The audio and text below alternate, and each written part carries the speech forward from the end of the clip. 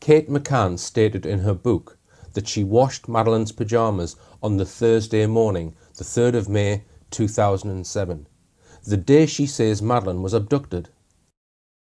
She said it was to wash away a tea stain. After Madeleine was reported missing, the McCanns gave the police a description of the pyjamas in which Madeleine was said to have been stolen from her bed.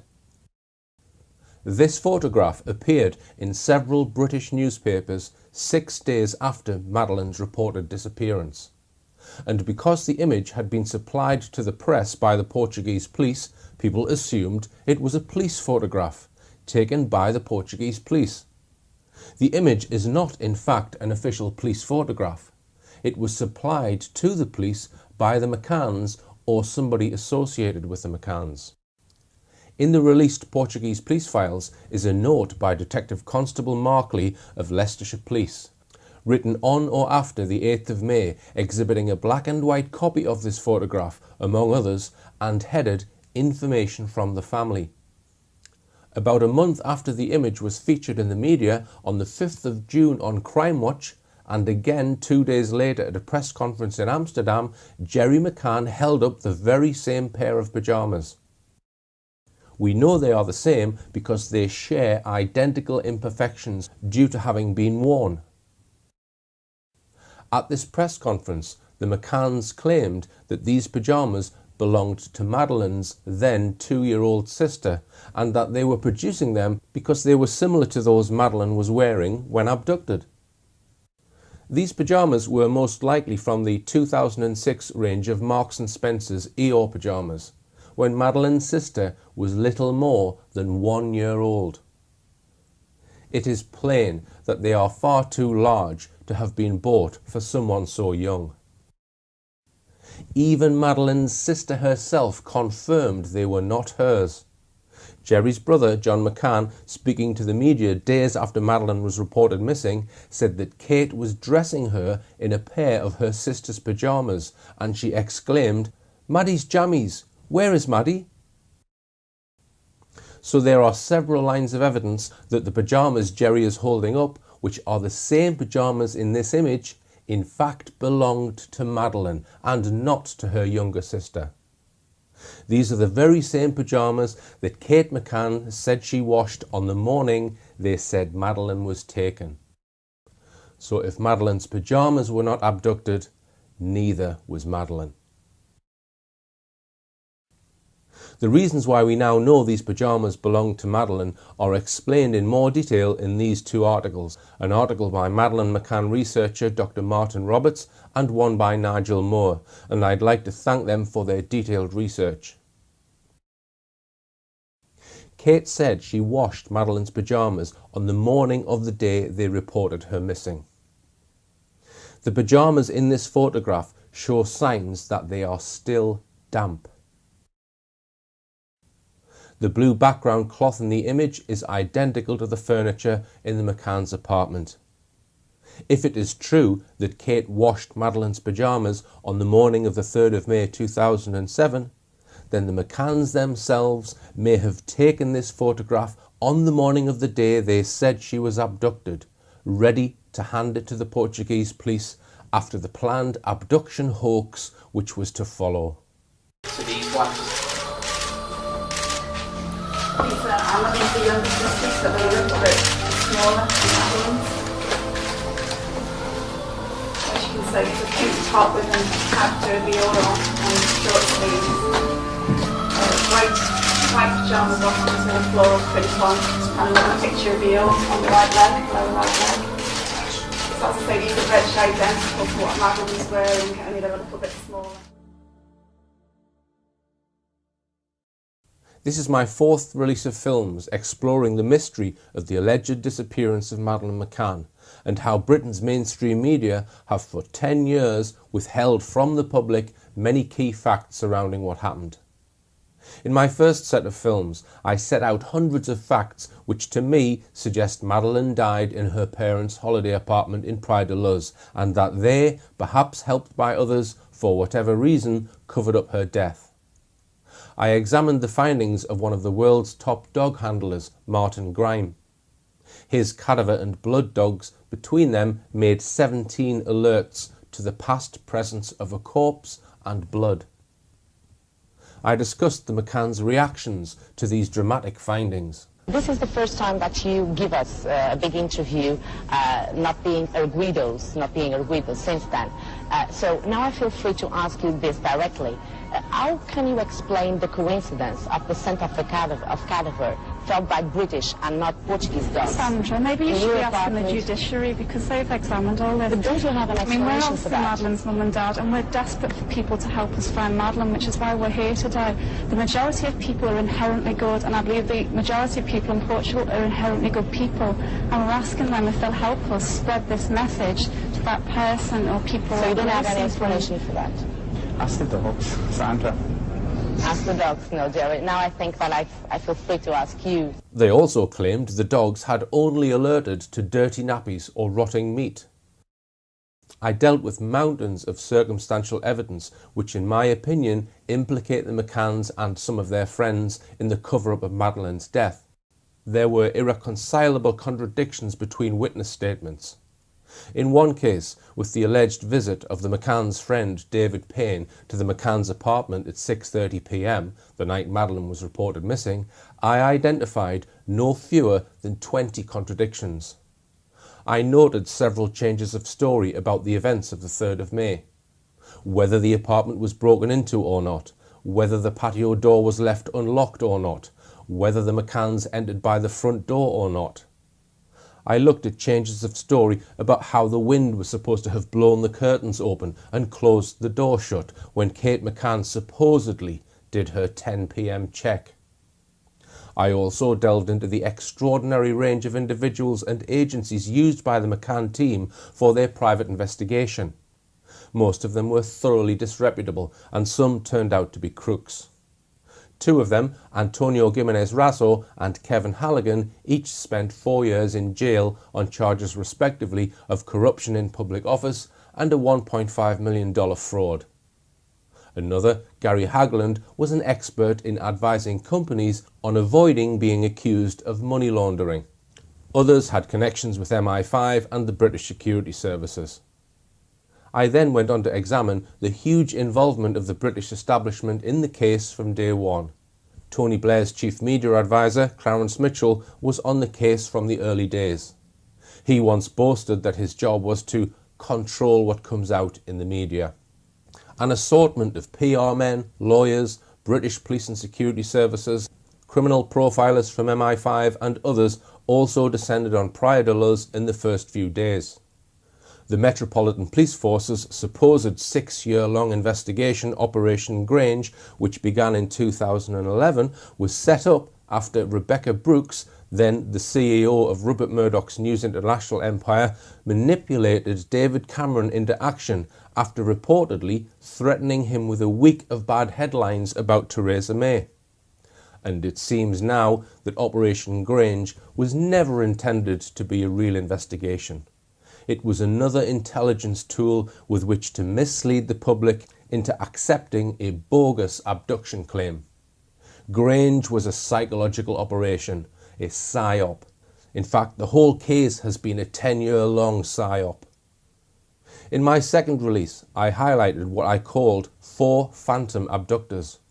I exposed the claim by Nuno Lourenço that a Polish holidaymaker, Wojciech Krakowski, had tried to kidnap Lourenço's young daughter as an obvious fabrication. I showed how his false claim derailed the Portuguese police investigation in its early stages. I then presented evidence that the McCann's friend, Jane Tanner, had fabricated her claim of seeing a man carrying a child near the McCann's apartment at 9:15 p.m. the night Madeleine was reported missing. After that, I showed that Martin Smith and family from Ireland, who claimed to have seen a man carrying a child at 10 p.m. that night, contacted me to distance himself from Robert Murat, but then failed to reply to my follow-up questions about their alleged sighting. As far as I am aware, the Smiths have never gone on camera with their account. If they wanted to clear things up about whether they knew Robert Murat, why couldn't they clear up some very basic unanswered questions about what they said they saw? For these reasons, in my opinion, their account remains another possible fabrication. Finally, I examined the claim by DCI Redwood from the Met's Operation Grange to have found the person that Jane Tanner claimed she saw. He claimed that 6 years after the event, this man had come forward to say that he had been carrying a child home from the night creche that night. Was this man living without a television in a hole in the ground for the previous 6 years? He has never been named, and I believe DCI Redwood should be arrested and charged with perverting the course of justice, as I am fully convinced this was yet another piece of fabricated evidence.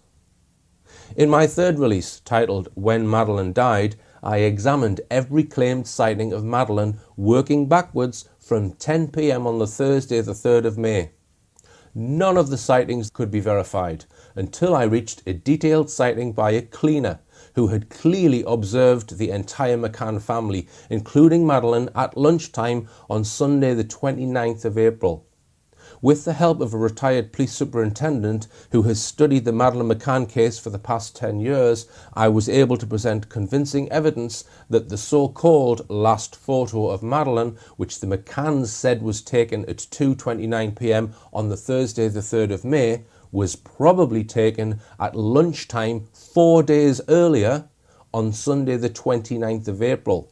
I have concluded there is no credible evidence from other witnesses independent of the McCanns and their friends that Madeleine was seen alive after Sunday.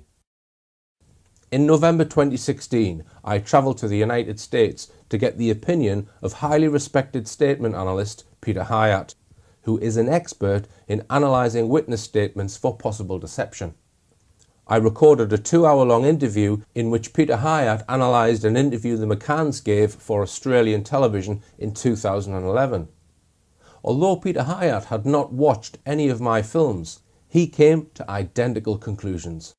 What I concluded from just this interview itself is that Madeleine is dead.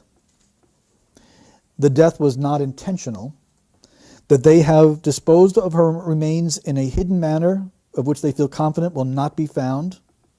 The cause of death was likely not intended and may have included both causing her to be very sleepy and a fall.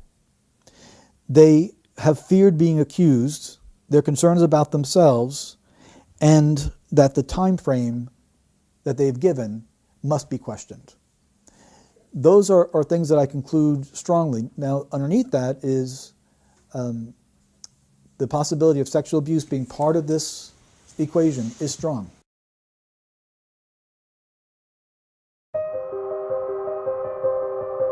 In this release, my fourth set of films, I will deal with two issues I promised earlier to look at. One is the role of the initial chief suspect in this case, Robert Murat.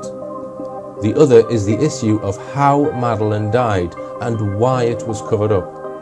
I believe I have demonstrated in previous films that Madeleine died earlier in the week, and I believe that the McCanns, with the help from many powerful people and millions of pounds donated by the British public, have covered up her tragic fate. From now on in the film, I am assuming Madeleine died during the 2007 holiday and was not abducted. I will not specifically say each time alleged death or allegedly died.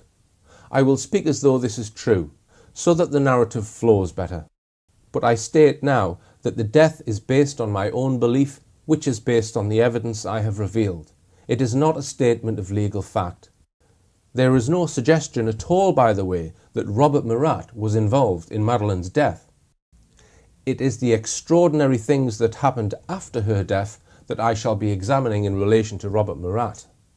Murat flew out to Portugal from the UK at 7 a.m. on Tuesday the 1st of May 2007. This is about a day and a half after the time when I believe Madeleine died, and 2.5 days before the McCanns reported Madeleine missing. Murat was born in London in 1973. At the time of Madeleine's reported disappearance, he was just 33 years old. His father, John Murat, was born in Portugal, but he was sent to England to be tutored at the Hillbrow School, an exclusive boarding school in Eastbourne. Later he went to Bradfield College, where he was a contemporary of comedian Tony Hancock. When Murat was less than 1 month old, his parents moved from England to Portugal, initially living near Lagos, where Mr. Murat Sr. pursued property interests. He died when Murat was 12. Murat's aunt and uncle, Sally and Ralph Everleigh, also live close by in Burgau. In my first Madeleine film, I filmed at their property, Salsalitas, which was subject to a long search by the Portuguese police following Madeleine's disappearance. Like his parents, Murat's early life was split between Portugal and England. During this time he became bilingual in Portuguese and English. His early education was at the English language Barlavento School and the International School on the Algarve coast. He was then sent to England to study, finally returning to a secondary school in Lagos until he was 16. Then he went back to England and lived with his maternal grandmother in Sidmouth, Devon for a spell. This unsettled to and fro way of life in England one moment and in Portugal the next may explain the very disturbing statement I am now about to read from. It was a witness statement taken by the Portuguese police from a family friend of the Murats, a Mr. Carlos Costa. I can't guarantee its accuracy, as his evidence hasn't been tested in court, but I believe we should take it into account in order to shed possible light on Murat's psychology before we look at his involvement. He has known Robert Murat for about 25 years. He got to know him while working at Jacinto and Murat from 1982 to 84. At this time, Robert was 8 years old. Immediately one noticed that Robert had a strange personality, staying away from people and not wanting to engage. He had somewhat of a violent attitude.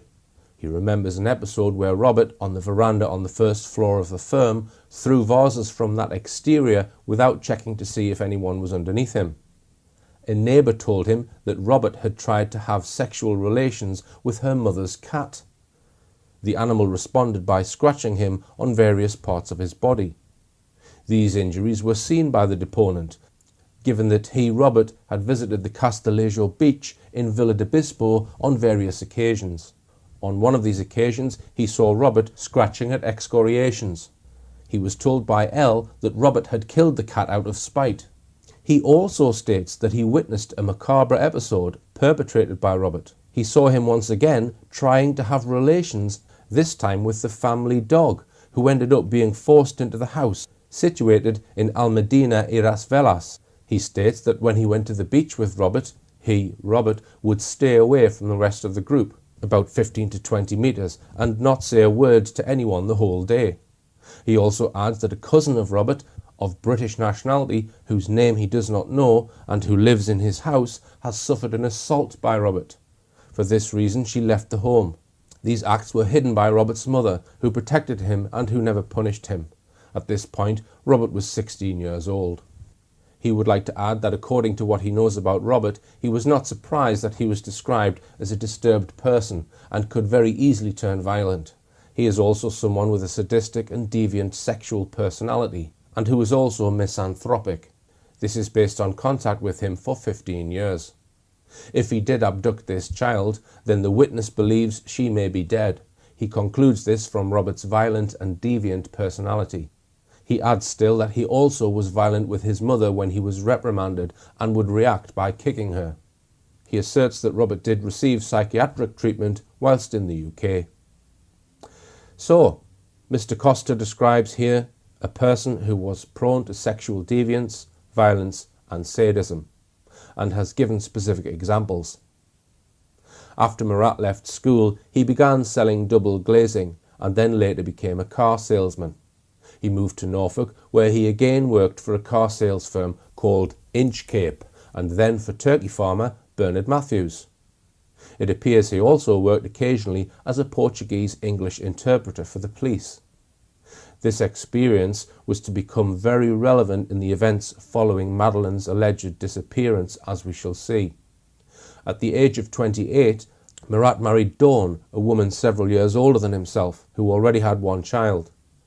Murat and Dawn had a child, Sophia, the following year, who was nearly 5 at the time Madeleine was reported missing. Murat persuaded Dawn to move to Portugal, but a few months later they agreed to live separately, Dawn moving back to Norfolk and Murat staying in Portugal with his mother in her home, the Casa Liliana. Murat would visit his daughter from time to time in England. They then agreed to get divorced. The week that the McCanns went on their ill-fated holiday to Portugal, Murat says he was staying with his sister in Sidmouth. He had another sister in nearby Exeter. His grandmother had died, and Murat said he was engaged in renovating her home in Sidmouth. The events begin on Monday the 30th of April. That was the 3rd day of the McCanns' holiday. It is also the very next day after what I said in my last film was the last credible sighting of Madeleine at lunchtime on Sunday the 29th of April. As my previous film showed, it is probable that Madeleine was already dead by the 30th of April. On that Monday, it is likely that someone spoke by phone to Murat from Portugal on the 30th, which prompted him to come over to Praia da Luz as soon as possible. It has never been clear who made such an all-important call to him. He booked a flight late on the night of the 30th to leave Exeter Airport, just hours before the flight took off at 7 a.m. on Tuesday the 1st of May. Looking at the history of Murat's travel to and from Portugal before May 2007, he says he made trips back to England to see his wife and daughter in these months. So if we look at the records obtained by the Portuguese police, we find him taking a trip back to Portugal on the 2nd of January 2007. He stays there for nearly 3 months and then flies back to England on the 20th of March 2007, ostensibly to refurbish his grandmother's home, or visit his ex-wife and daughter, or maybe both. So he had been back in England for about 6 weeks before someone, we are not sure who, required his urgent presence back in Portugal. The reason it seems sudden or urgent is because there is such little time between him buying the ticket and flying out. If we examine the telephone records from the landline of Robert Murat's mother, Jennifer Murat, these reveal quite intense telephone activity on Monday the 30th of April between her phone and 2 Exeter telephone numbers, one of them being Murat's sister's phone, where Murat appeared to have been staying at the time. One of these phone calls to a UK landline just after 9 a.m. lasted over an hour. Some of these calls were to a UK mobile phone number. Why was Murat's mother speaking to him that day? Or could someone else have made the call? Michaela Walchuk, his fiancée perhaps? Michaela Walchuk's mobile phone records on that Monday morning show that she made several long phone calls instead of her usual short ones. But whatever calls Murat did receive that may have prompted his early morning flight to Portugal, he boarded the 7 a.m. flight to Faro and was there by 9 a.m. And there to meet him was his mother. Murat was first pulled in by the police for questioning on the 14th of May. They questioned him about his movements from arrival at Faro on the 1st of May up to the morning of the 4th of May after Madeleine was reported missing. Remember, it is assumed Madeleine is already dead before he arrives in Portugal. Here is the record from his first interview. I will give a summary of his movements based on his statement. Tuesday the 1st of May. Arrived at 9:30 at the airport in Faro, where he was met by his mother. stopped at a petrol station at the airport exit that had closed toilets. He didn't eat anything or fill up the car. He then drove to the A22, where he stopped at the first service station on the way. He drank a latte coffee, as did his mother. He ate a meat pie, and his mother had a cheese and ham croissant. Soon after that, they went directly to Casa Liliana in Praia de Luz, where he arrived between 11:30 and noon. Without unpacking his suitcase or entering his home, he went in the VW to see Michaela, his fiancée, at the house in Lagos where she lived with her husband, Luis Antonio, arriving between 12 and 12:30, where he took some gifts for both her and her daughter. Michaela and Luis Antonio were in the process of divorcing. He remained in her house, he thinks, until between 3 and 3:30 p.m, talking with the entire family, including the child's father, Luis Antonio. He then drove himself home, where he arrived at 4 p.m. He does not remember having gone to another place before arriving at his mother's house. Once at home, he does not know if he went out again that day. Wednesday the 2nd of May. He got up at around 9 a.m. and left home between 10 and 10:30 a.m. He went to Lagos in the VW to Michaela's, where he arrived at 10:40. He entered her house and she was alone. He remained there for a short time talking. They left there and went in the VW to the centre of Lagos. He parked in a street and went to the home of Francisco Pagaret, his lawyer, who was not there, but Pagaret's girlfriend was there. Next, he went to meet his future real estate partners in their store called Putos Grados, located in Lagos, whose current line of business is the sale of clothing, owned by Jorge Silva. After the meeting in the store, he went to a cafe with Michaela, Jorge Silva, and Jorge's son Jason. Soon after this, they went to another cafe located in Lagos Marina, which was less noisy, where they talked about business. He had a latte to drink, but does not know if the others did. The bill was paid by Michaela in the first cafe, and he has no idea who paid in the second. They remained in the second cafe until between 10 to 2 and 2 p.m. After the marina, they walked back to the VW, and he then had lunch in the Bembom restaurant in Lagos, this time only with Michaela. They arrived just after 2 o'clock. He ate roast meat, and lunch ended between 3:15 and 3:20. They then went to the school to pick up Michaela's 8-year-old daughter, arriving at around 3:25.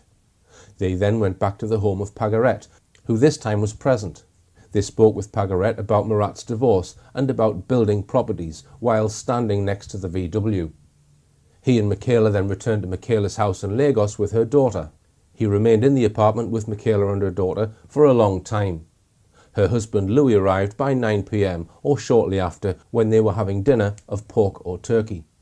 He left Michaela's home at between 10:30 and 11 p.m. in the VW and went to his mother's house in Praia de Luz, parked the vehicle in front of the house, spoke with his mother who was awake, played cards on his computer and went to sleep between 1 and 1:30 a.m. He remained at the house until the next morning. Thursday the 3rd of May. He woke up between 8 and 9 a.m, took a bath, dressed, drank some tea, then left the house in the VW at 10. He presumes he went to Lagos to see Michaela. He does not know where he parked the VW. He went up to her apartment, rang the bell, Michaela opened the door. Only Michaela was at home. They talked about the website for their real estate project in the lounge and in the kitchen for quite some time. They left the apartment at around noon in the VW, taking the roads towards Portimao. Before Odeixer, they went round the access roundabout to the A22. 10 to 15 minutes after leaving the apartment, they came to the petrol pumps of the Galp M24 service station on the A22, where they had lunch. They left the service station and returned to the apartment, where they once again spoke about various things. They collected Michaela's daughter from school in the VW at 3:30 p.m, and the three were then met with Jorge Silva and his son. He does not know where, but believes it was at the Lagos Marina. There they went into a cafe whose name he can't recall. It was next to a play area for children where Michaela's daughter played. They spoke about Ramajan, their new business venture, and the meeting finished late, he thinks between 6 and 7.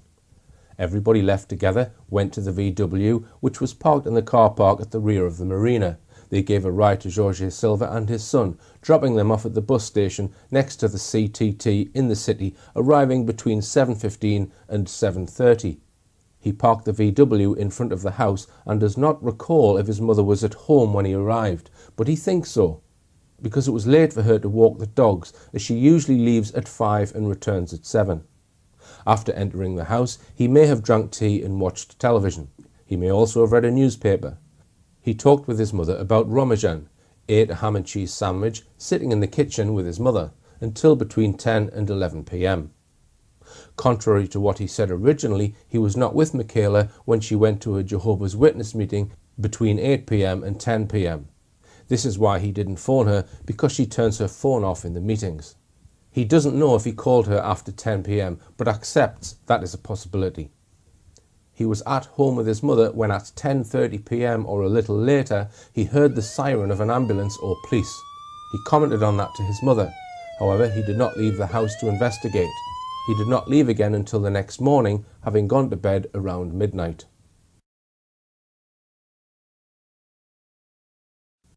Friday the 4th of May. Woke at around 9 a.m, took a bath, went to the kitchen where his mother told him that something terrible had happened. A child had disappeared in Praia de Luz, according to Sky News. As soon as he heard this, he and his mother went to look in the garden, which is enclosed with a high wall and fence. They checked to see if the child had managed to enter. They also searched the greenhouse. Then they saw an English passerby. He does not know who the passerby was. The passerby told him that a child had disappeared. Accompanied by that person, he went to the place of the disappearance and was introduced to the parents of Madeleine McCann because he spoke the two languages, Portuguese and English. He started a conversation with the family of the child, offering to help.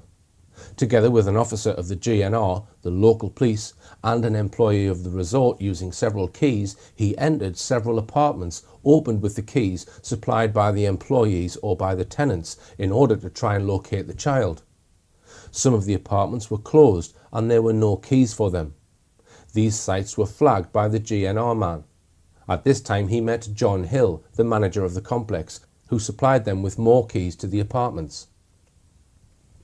Now I'm going to come back in a moment to what Murat did after Madeleine was reported missing, but first I need to look at a second series of statements that Murat made to the Portuguese police some 2 months later. He was thoroughly re-questioned on the 10th and 11th of July.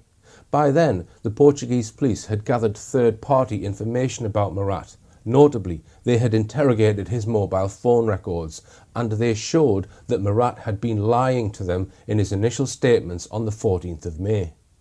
Here is his full statement. It is very different from his first one.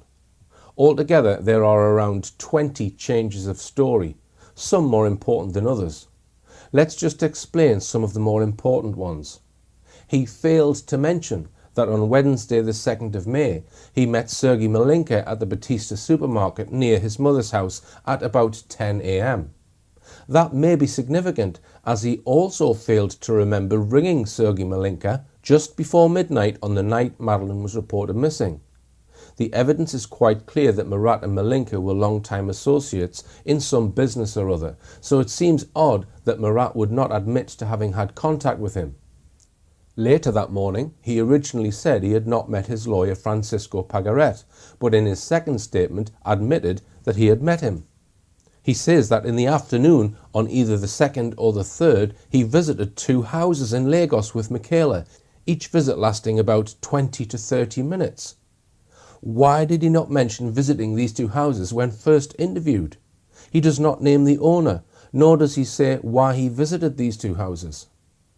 On the 2nd of May in the evening, he originally said that he and Michaela were at Michaela's home with Michaela's husband Louis, but in his second statement he says her husband wasn't there.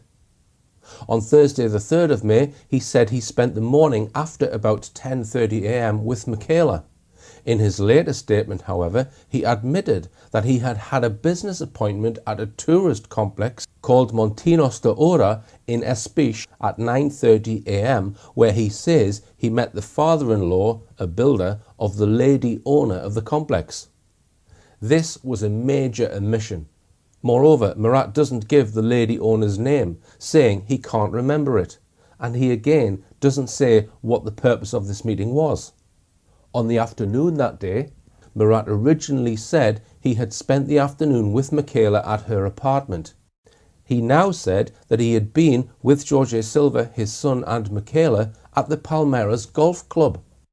That was another major omission. Why did he not reveal that the first time?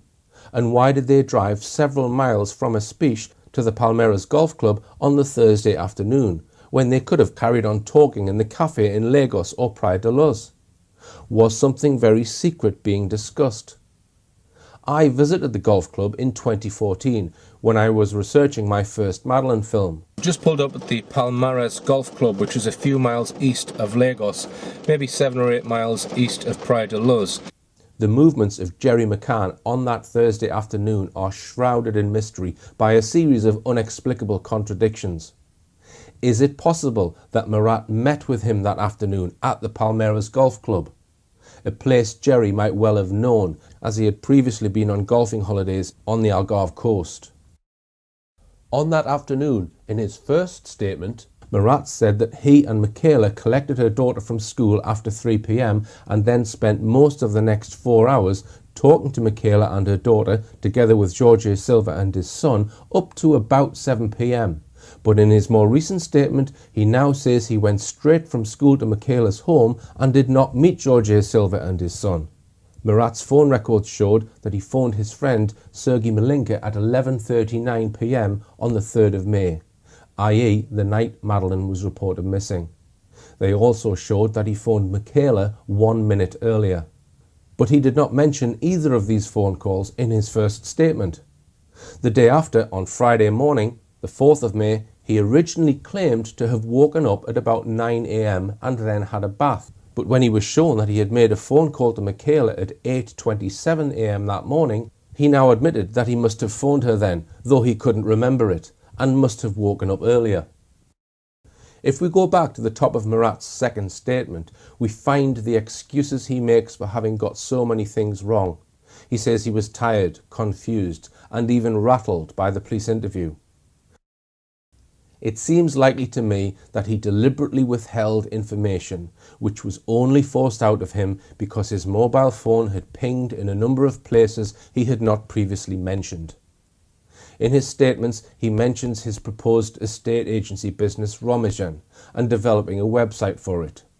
The RO was for Robert and the MI was for Michaela. As it transpired, no such business was ever established.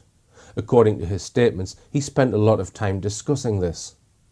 Murat would have us believe that he discussed the Romijan business on the Wednesday morning and later that morning and again on Wednesday afternoon. The Thursday afternoon and evening was apparently another long meeting in a cafe where Romijan was discussed, and again with Jorge Silva present, except that when re-questioned, Murat later said that no such meeting took place that day. So did it really take 4 separate meetings in different places to discuss a future business? Or were he and the Silvas discussing other matters? Then there are the unexplained meetings. There were either 1 or 2 meetings with his lawyer Francisco Pagaret, but we are not told what they are about. Caught out by the police, Murat admitted attending a meeting in Espich on the Thursday morning. He doesn't mention the subject matter of the meeting, nor does he give the name of the lady tourist complex owner or the father-in-law builder. Nothing is checkable. Then, caught out by police a second time, he has to admit that on Thursday afternoon he was at the Palmeiras Golf Club, miles away from Michaela's home in Lagos and from his home in Praia da Luz, something he forgot to mention when first questioned. Why did he go there? Who else was there? Furthermore, it was only during Murat's second interview that he casually mentions visiting 2 houses, either on the Wednesday or Thursday, in the company of Michaela and the unnamed house owner. Once again, Murat doesn't tell us what the purpose of those visits were. To sum up then, Murat gave a false account of his movements from the 1st to the 4th of May when first questioned. His second statement is very different. He gives us more detail, but not much. He meets people whose names he doesn't tell us, nor why he met them. If he was evasive or lied the first time police talked to him, could he have done the same in the second interview? On the morning of Friday the 4th of May, Robert Murat became an official interpreter for the Portuguese police. He was bilingual in English and Portuguese. How did he become a key translator? There are two separate versions of how this came about. Version 1 is that an Englishman from Stevenage, Stephen Carpenter, as we saw earlier in Murat's first statement, just happened to be strolling past his mother's villa on the Friday morning following Madeleine being reported missing. Murat and Carpenter agree that this was between 9 and 10 a.m. Now, we just saw that Murat had to change part of that story because his mobile phone records revealed that he had made a phone call to his fiancée Michaela that morning at 8:27 a.m. In his first statement, talking about the night Madeleine was reported missing, it states, 10:30 p.m. or a little later, he heard a siren of an ambulance or police. He commented on that with his mother, however, did not leave the house to investigate. Let us also recall that he forgot when giving his first statement that he had called his friend Sergei Malinka at 11:39 p.m. the night Madeleine was reported missing, and made another call a minute earlier to his fiancée Michaela. If Murat is to be believed, he knew nothing that night about a child being missing, despite having heard ambulance and police sirens. At the time he rang Sergei and Michaela, people were running about the village shouting, "Maddie, Maddie." And let's not forget, his mother's house was just yards from the McCann's apartment. Let's also remind ourselves that Murat was very well known and connected in Praia de Luz. His mother had lived there for decades. The police found dozens of phone numbers on his mobile. Here is a list of them. He was one of the most known local people. His mother was on the local residence committee. He was a local businessman. Murat's claim to have known nothing about Madeleine's disappearance on that night does not seem remotely credible. So was Murat trying to distance himself from having known anything about Madeleine's disappearance until the Friday morning? Murat says that after learning from Carpenter that Madeleine was about the same age as his own daughter, he eagerly volunteered the information that he was bilingual and offered to act as a translator. Pull the other one. So they went up to the Ocean Club where, Murat says, he was introduced to Jerry and Kate McCann and offered his help as a translator. But is that the real story? To answer this, I'm going to read from an article by a well-briefed independent Portuguese journalist, Paulo Reis. Reis clearly had access to Portuguese police sources who were leaking him information from the Madeleine McCann investigation.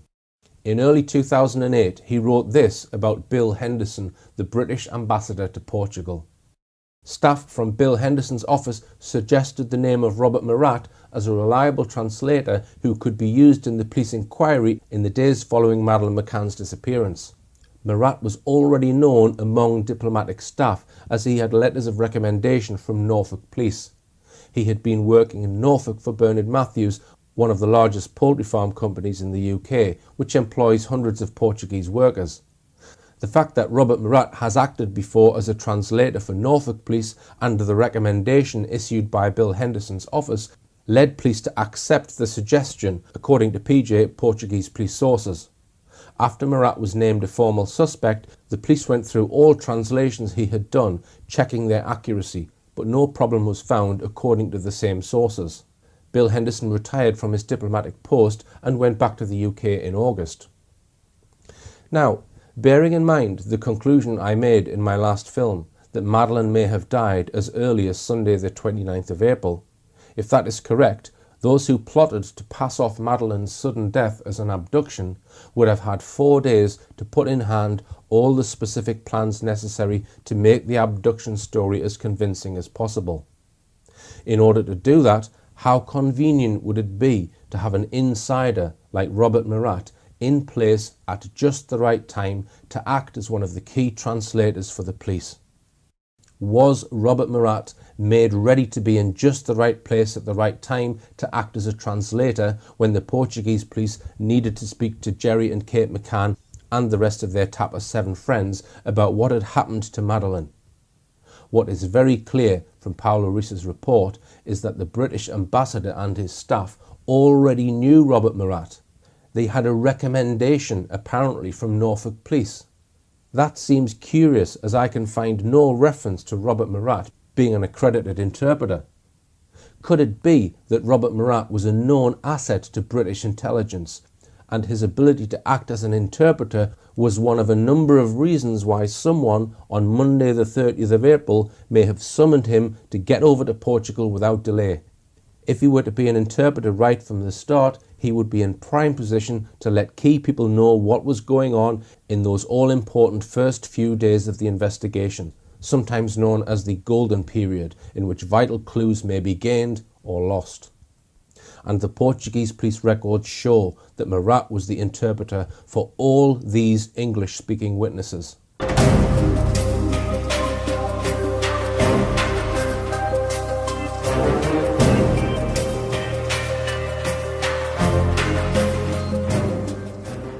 I'm now going to show how Murat strayed well beyond his role as an interpreter by quoting from a report by one of Gonçalo Amaral's key senior staff, Inspector Veranda. He was so concerned about Murat's conduct as an interpreter that on the 11th of May, after Murat had been translating for a week, he filed a complaint about him to Amaral, who was leading the investigation. Veranda made these 8 key accusations against him. He kept on asking insistently about the identity of possible suspects. He kept on asking about the strategy of the investigation. He kept on asking about what work was going on to be done in the coming days. He kept on trying to steal a look at confidential documents.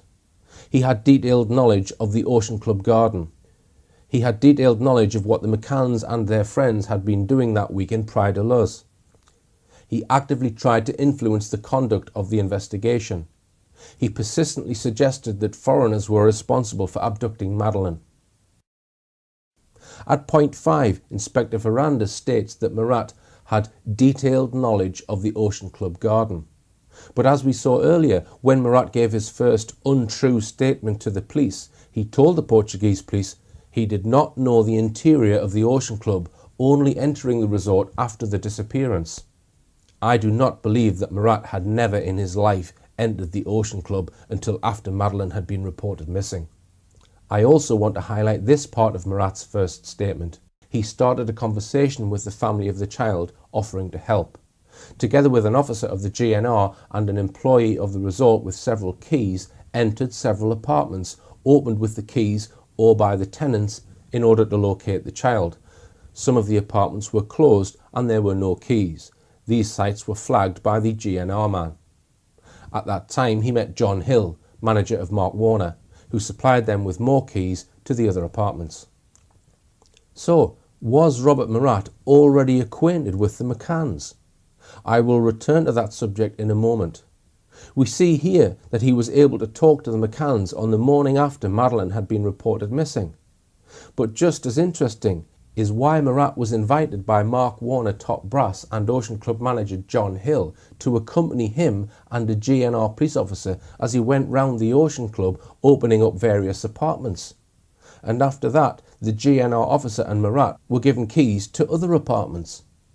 I can understand a GNR officer being given keys, but I cannot see any valid reason as to why Murat should accompany him.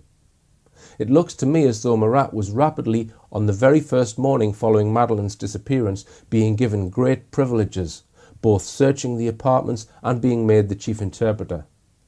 Not surprisingly, after receiving Inspector Veranda's report, Gonçalo Amaral soon removed him from his interpreting duties. But how much valuable information could Murat have passed on to others from the very heart of the investigation? Let me turn now to an astonishing sequence of events which seemed designed to put Robert Murat in the frame as the lead suspect for having allegedly abducted Madeleine McCann.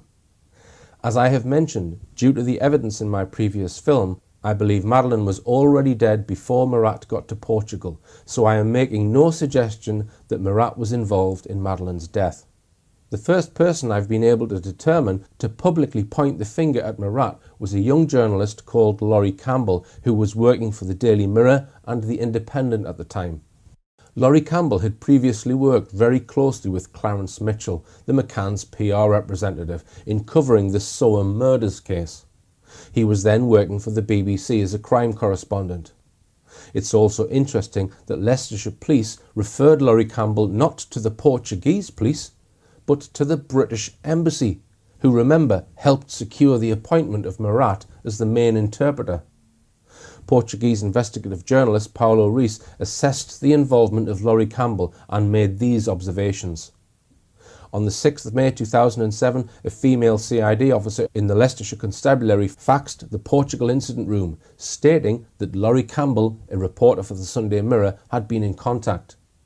Laurie has been speaking to an interpreter who has been helping the Portuguese authorities with the investigation into Madeleine's disappearance. He has only given his name as Rob and has not given any background information about himself. Laurie has become suspicious of Rob as he has given conflicting accounts of various people, and he became very concerned when he noticed his photo being taken by the Mirror's photographer. Rob stated to Laurie that he was going through a messy divorce in the UK at the moment and that he had a 3-year-old daughter just like Madeleine, from whom he is separated. He made a big show of telephoning his daughter in front of reporters, and Laurie felt he was being too loud and making a big thing of it. The things that Rob said to Laurie have raised her concerns about him. Could you please call Laurie, who is still in Portugal, to establish further details to identify Rob in order to eliminate him from your inquiries? The Leicestershire police were impressively quick in forwarding Miss Campbell's information to the PJ, in stark contrast to the way they handled some other matters, such as statements made by the Gaspers about David Payne talking to Jerry McCann about asking him whether Madeleine would perform a paedophilic act. Murat then came under suspicion and the PJ intercepted his telephone, picking up some interesting chats with Martin Brunt of Sky News and a conversation with Phil, a British police officer, whom Murat asked about the ways mobile phone signals could be traced to specific locations. Mr. Murat's interest seemed to be whether such tracking would prove he was at home during the critical hours of Thursday the 3rd of May 2007.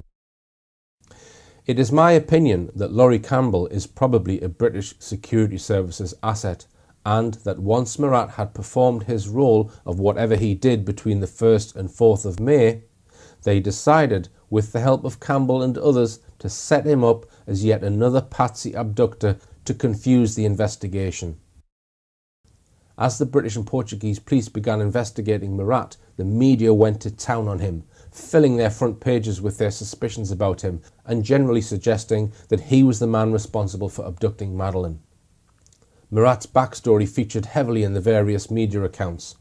Less than a year later, these newspapers had to pay him £600,000 in libel damages plus his costs. Gonçalo Amaral wrote about this in his book. He explains how on the second day after Madeleine was reported missing, Sunday the 5th of May, a Glenn Power was appointed as the British police official liaison officer attached to the British Embassy. Quite why it was necessary for any British police to get involved so quickly has never been explained. He must have been dispatched to Portugal as soon as news broke of Madeleine's disappearance. 2 days later, says Amaral, more English police officers arrived. One of them was a high-ranking officer from Leicestershire Police, Detective Chief Superintendent Bob Small, with 2 colleagues from Leicestershire. Amaral was bemused by this influx of the British police force. In his book he writes, "We insist on knowing what our English counterparts have come to Portugal to do. I assign one of my investigators to follow the English superintendent like a shadow and to keep me informed about his actions." They weren't helping the Portuguese, they were actively hindering them. Amaral goes on, little by little the number of English police officers grows exponentially. Again, we have to ask, as Amaral did, what were they really there for? Were they working for the British Security Services? There was a very strange parallel development in Leicestershire. It has emerged that on Tuesday the 8th of May, 5 days after Madeleine's reported disappearance, a high-powered committee consisting of top people from many government departments and Secret Service agencies was set up under the chairmanship of the then Chief Constable of Leicestershire Police, Matt Baggett. He later told the Leveson inquiry, on the 8th of May 2007, Leicestershire Constabulary was asked to coordinate the UK response to assist the Portuguese inquiry on behalf of the UK Government and Association of Chief Police Officers. A coordination group was set up on behalf of law enforcement agencies and government departments to coordinate the media interaction and ensure that a consistent stance was taken. Not to look for Madeleine then, but to coordinate the media interaction. All those law enforcement agencies and government departments tightly coordinated to control what comes out in the media. Something very big must have been at stake. Within a week, there were so many British police officers crowding in on the Portuguese police that Amaral was forced to place at their disposal a room next to our crisis unit. Describing this army of British staff, Amaral said, "Specialists from various police services, including Scotland Yard, special surveillance teams, as well as information and telecommunications technicians, all turning up with their laptops and various high-tech equipment. Many others, notably criminal profilers, British analysts, traced timelines and patterns of connections based on the witness statements gathered. They produce giant summary boards that cover the walls of the offices. They attend all our meetings and collaborate in decision-making." We now know that MI5 was interested in the case and sent representatives to Portugal. Special Branch became involved. Jim Gamble, then the head of the Child Exploitation and Online Protection Centre, sent some of his staff. Gamble very soon called for anyone who had holidayed in Praia de Luz to send him their holiday photos. And ever since, Gamble, though no longer head of CEOP, has stood shoulder to shoulder with the McCanns at every twist and turn, and even now campaigns for them on Twitter. Amaral in his book tells us, "It was the work of these British criminal profilers who helped to put into the minds of the Portuguese police investigators that Robert Murat might be the likely abductor. Members of the British agency CEOP take a close interest in Murat and work to develop his psychological profile."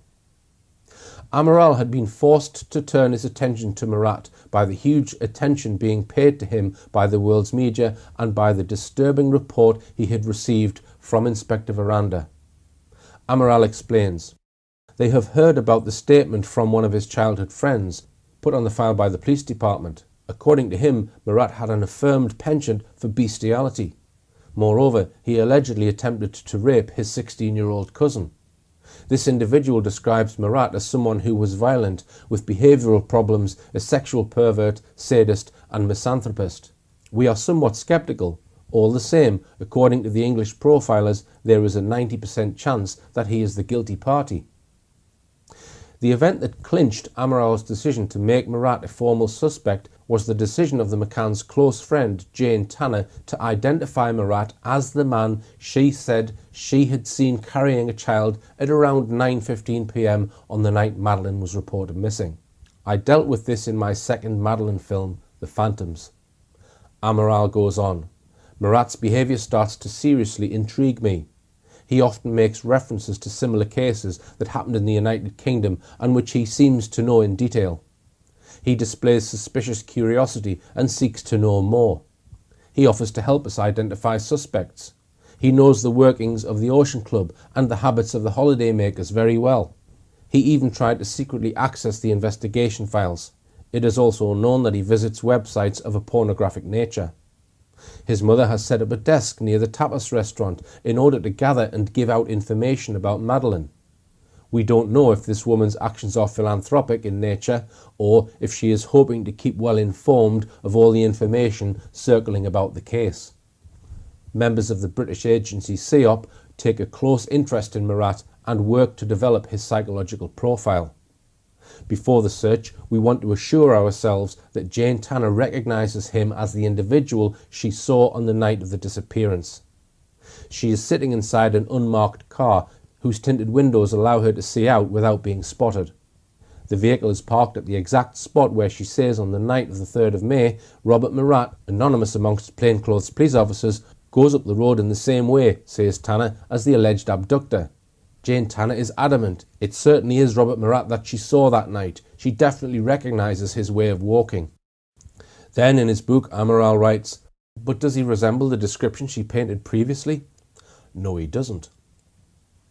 To understand why Jane Tanner made this identification of Murat, I will reveal what we now know happened just before Jane Tanner made this remarkable identification.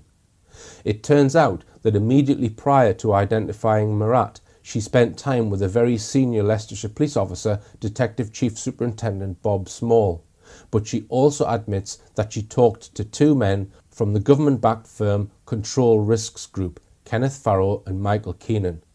This is how Wikipedia describes the firm.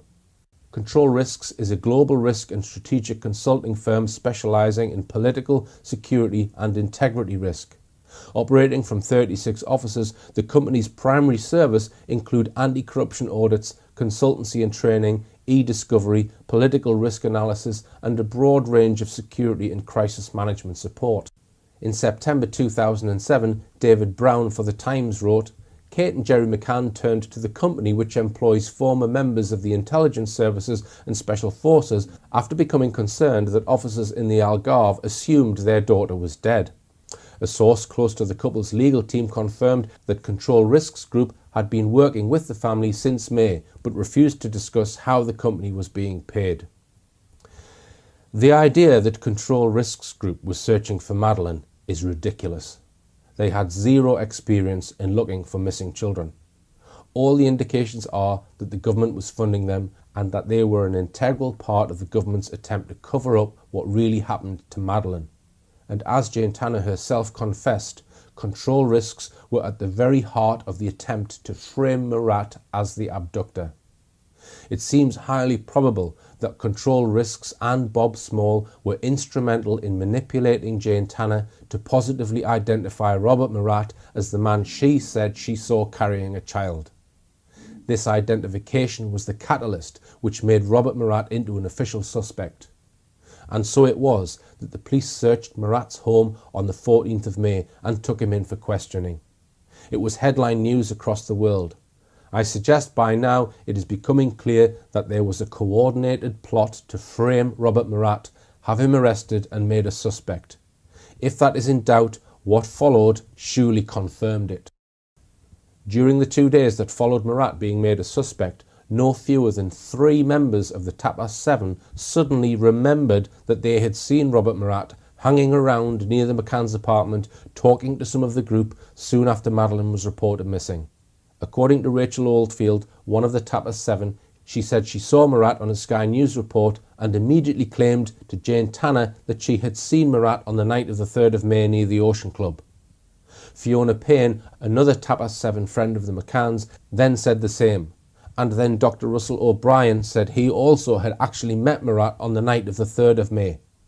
He later changed that, however, and claimed he'd met Murat the following morning, and actually put Murat's phone number into his mobile list of contacts.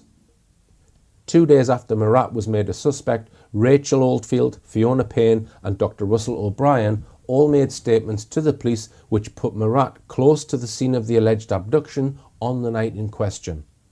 This would have confirmed to Amaral and his team that they were on the right track. But Gonçalo Amaral was suspicious about their statements, so decided to arrange for the 3 Tapas 7 members to meet with Robert Murat in a tiny room kneecap to kneecap in the Portimao police station on the 11th of July. He wrote, "A confrontation is organised between the witnesses. Nothing new comes out of it.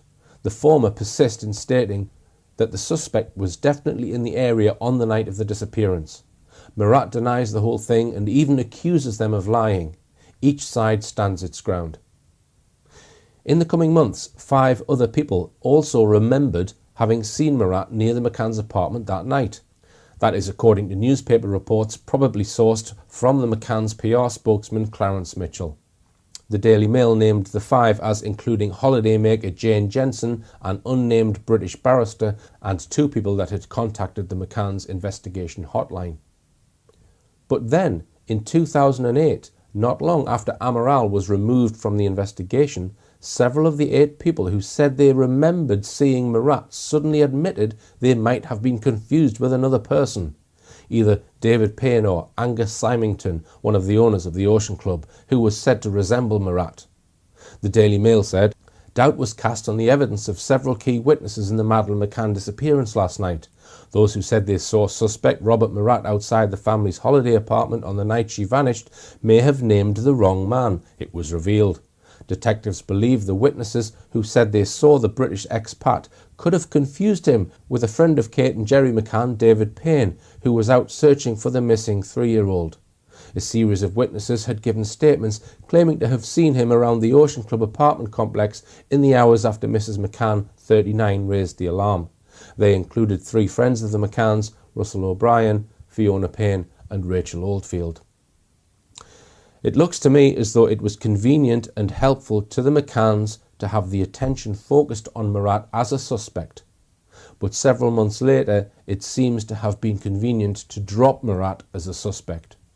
This may have occurred because of a crucial meeting held on the 13th of November 2007, which I'll come to in a moment.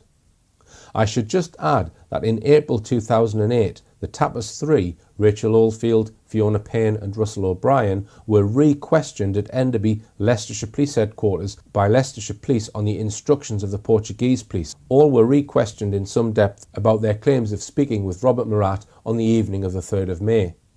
Rachel Oldfield and Fiona Payne stuck to their story, but Russell O'Brien admitted that he had only seen Murat on the morning after and not the night before. There's one more episode that we need to look at, which I mentioned briefly in my first Madeleine film, and that's the moment Jerry McCann was asked by an interviewer, "Did you already know Robert Murat?" Jerry McCann negou conhecê-lo. But did you know Robert Murat? I'm not going to comment on that. Os avanços no processo podem ditar novos interrogatórios ao casal McCann, que deve voltar a Portimão no final desta semana. In my opinion, it is a real possibility that Jerry McCann had previously met Murat, and that would be hugely significant.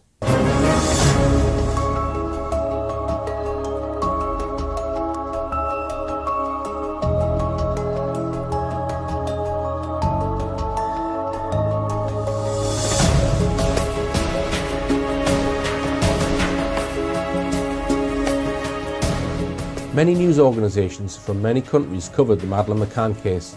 Sky News gave the case intensive coverage. Their man in Pride of Us was their chief crime correspondent, Martin Brunt. I'm going to take a brief look now at the 2 phone calls Brunt made to Robert Murat. The first, secretly recorded by the Portuguese police and published by them in August 2008, took place on the 15th of May, the day after Murat had been made a suspect.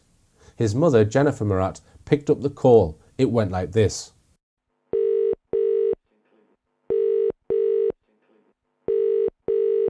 Hello, residents of Jenny Murat. Hello, Martin Brunt speaking. Hi, dear. Hi, is everything all right? Yes, Robert is a little depressed now. I'm sure he is. It wasn't very nice of Sky News to refer to him as our Guido, don't you think? I didn't see that. I was up at our house. What are they saying in regard to that? Robert Murat has been made an arguido in the case of Madeleine McCann. What does the term arguido mean in Portuguese? What does the term arguido mean, Robert? Suspect. Suspect. Okay, well, I'm not completely familiar with the legal Portuguese terms. I think that someone said that the police said they were treating Robert as an arguido. Robert as an arguido? What I mean is, what is that? I'm going to pass you to Robert. Don't hang up, Martin. Okay, thanks. Hello, Martin. Hello, Robert. Your number didn't show up. That's why I didn't know who it was.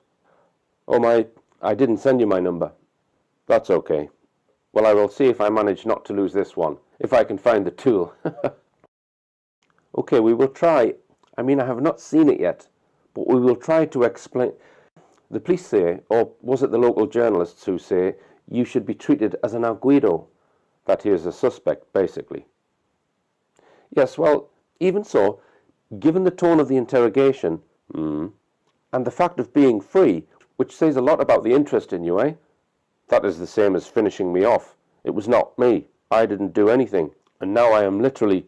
Okay, I know, I think. It's always on when I turn the TV on. And even now. Yes, well, it would be better to turn it off. Really. To have been quiet was the best thing I could have done. Yes. But when I turn the television on, I think, they are going to finish me completely. They are finishing me off. Okay, I'm going to tell you that in order to have an idea. I'll tell you what we're going to do. Did you talk to the lawyer? 2 things. We talked to the Sky lawyer, right, who was of the opinion that according to what you signed, you reported your work as being that of a translator. Certainly, as far as...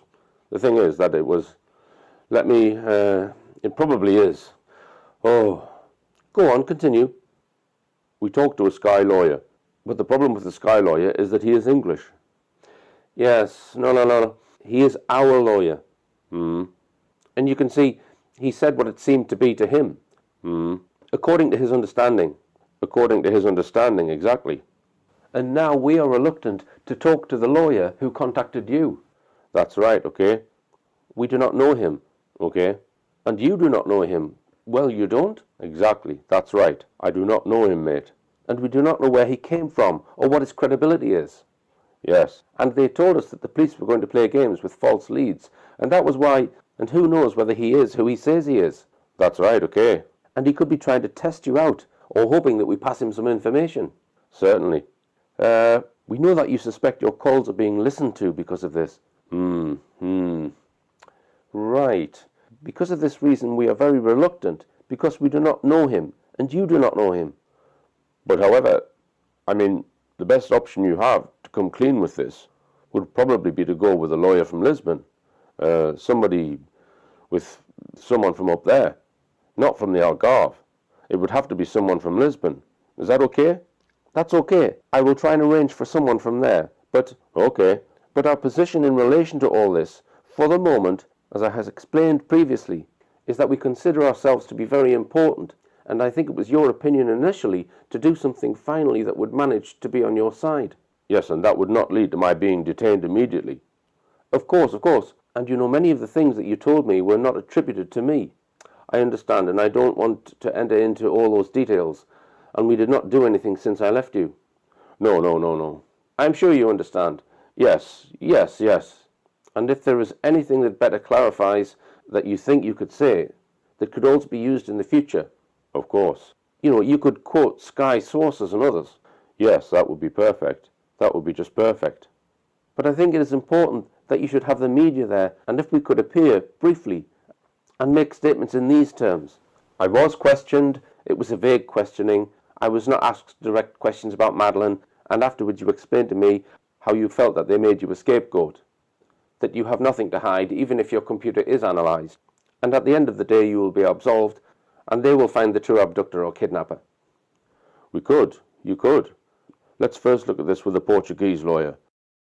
We will, won't we? Yes, no. Are you going to do this? I will do my best to arrange for one now. Yes. But independently of what the lawyer thinks, I think that this is the clearest option. But we will have to try to find someone who... Yes, I think this is the simplest. Can you confirm this? I am here having a family discussion to see what they think. Ah, yes, of course I will. But I'm talking about making very clear statements. Yes, okay. That they do not enter into many details, but into the way you can get your message across. Get it across, okay. That you give your version of events, given that the only version of events is vague, and yes, and that the two local journalists and everyone are against you, and that there is nobody, with the exception of my interview with Sally, yes, there has nobody who has spoken in favour of Robert Murat because of this. In fact, of the many interviews given, I have heard that there were some positive ones, people contradicting each other. Yes, they arrived and said, no, they have been very positive about this. Of course, people from the area, people from here, exactly. Who know what happened? Many people from the area said very positive things about this, about me, which is useful. Of course. Well, I will see what I can find and get back in touch with you. Okay, bye. And if we agree on this, yes, and if we could agree to appear for 15 minutes, I never have any problem with making a statement. Okay, I have no problem with that, whilst I have the legal cover to do so, because I don't want to end up in prison. That would be the last thing we want. Firstly, for something I did not do, and secondly, for something that would break their contract rules. I understand that, and I understand the sensitive nature of everything that we have been working with since we arrived here. So, okay, can I phone you again in half an hour? Goodbye. Thank you very much. Goodbye. So in this phone call, we have evidence that the Murats and Martin Brunt are on familiar terms. Murat calls Brunt mate. Also, we note that Brunt has a house in Praia de Luz, something he has confirmed elsewhere. Evidently, Brunt and Murat had already been talking before his arrest, for example, about the help Brunt was offering from Sky News' legal department. But most significant is where Murat says, "I don't want to go to prison," and gives two reasons. One, he never did it, but also for something that would break their contract rules. Immediately, Brunt realises that Murat has touched on a very sensitive subject and replies, using very guarded language, "I understand the sensitive nature of everything that we have been working with since we arrived here." Murat refers to a contract. What sort of contract is that? Who is the contract with? What are its terms? Murat apparently thinks he might be breaking some contract rules by being interviewed by Martin Brunt. Brunt refers to the sensitive nature of the issue about the contract. He then refers to everything that we've been working with since we arrived here. So what exactly is everything we have been working with? And for how long have they been working with this thing? Well, Brunt says, since we arrived here. When did Sky News and Brunt arrive in Pride of Luz? Well, Sky News was there the very first day Madeleine was reported missing, the 4th of May. What were they discussing? I've covered Murat in detail because I suggest he is a key part of the whole story, although it's clear he was in England when I suggest Madeleine actually died.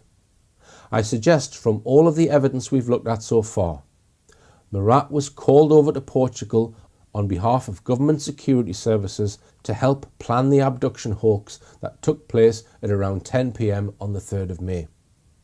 I suggest he was already known to security services.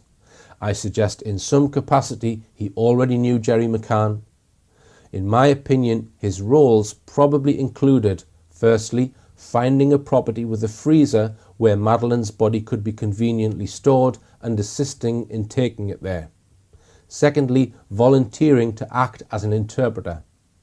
And thirdly, whilst an interpreter, finding out all he could and also suggesting bogus lines of inquiry. It's clear to me he was then framed, but was he willingly framed? On balance, I think this is very possible. One of the reasons I suggest this is that he agreed to be interviewed by the Portuguese police without exercising his right to have a solicitor present to advise him. Yet he comprehensively lied during this first interview. I think he must have known or had good reason to believe that he would be protected. I suggest he was a known security services asset, probably to MI5, and deliberately participated in a complex plot to create an abduction scenario.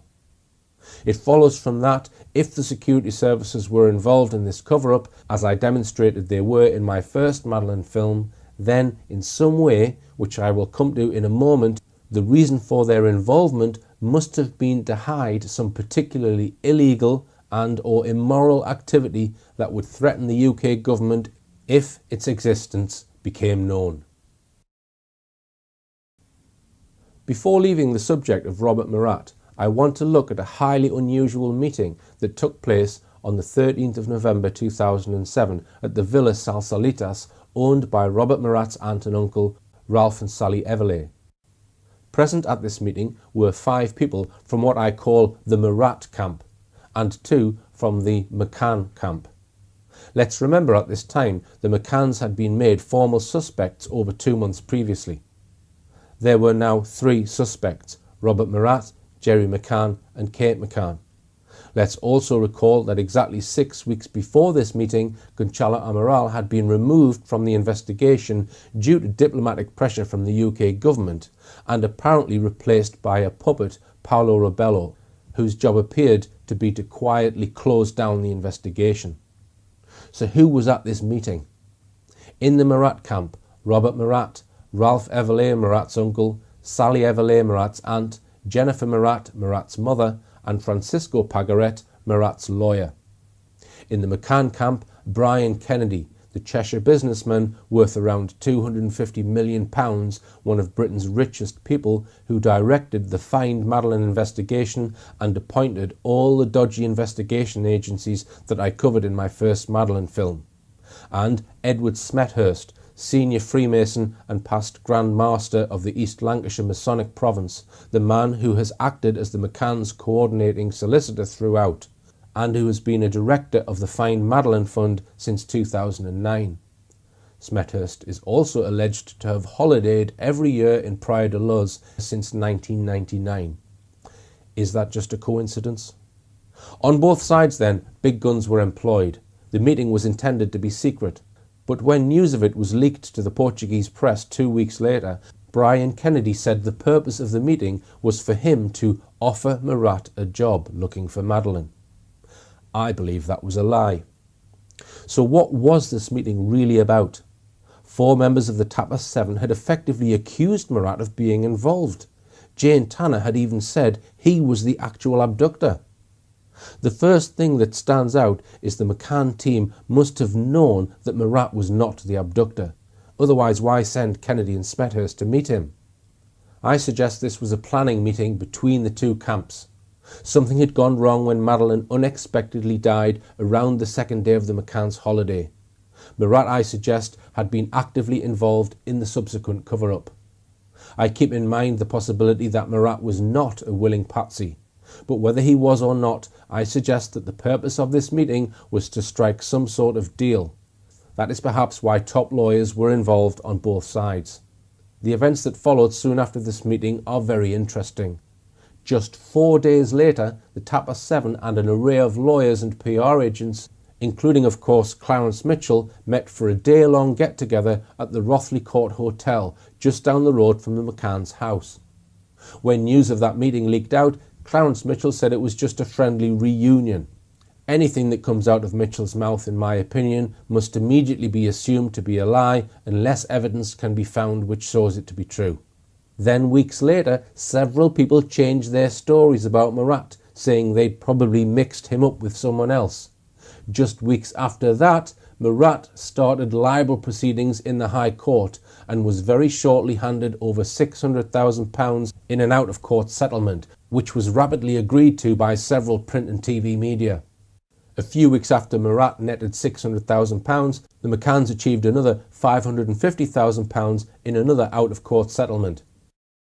Interviewed days after this huge payout, Murat appeared to display no trace of anger at people like Jane Tanner and the other friends of the McCanns who had previously accused him of being the abductor.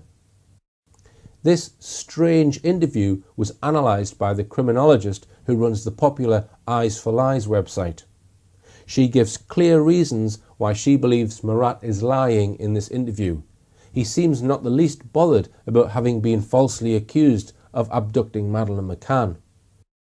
This, in my opinion, shows he was probably a willing patsy.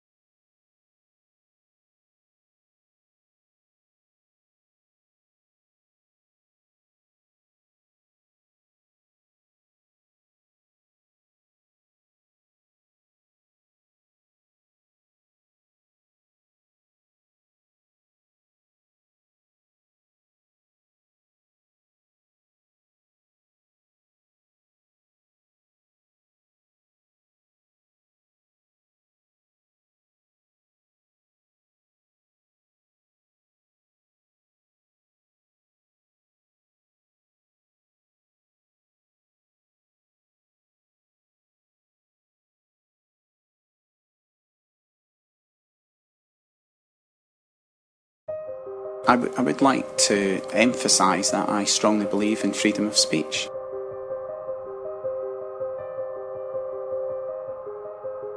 I don't have a problem somebody purporting a theory, writing fiction, suggestions.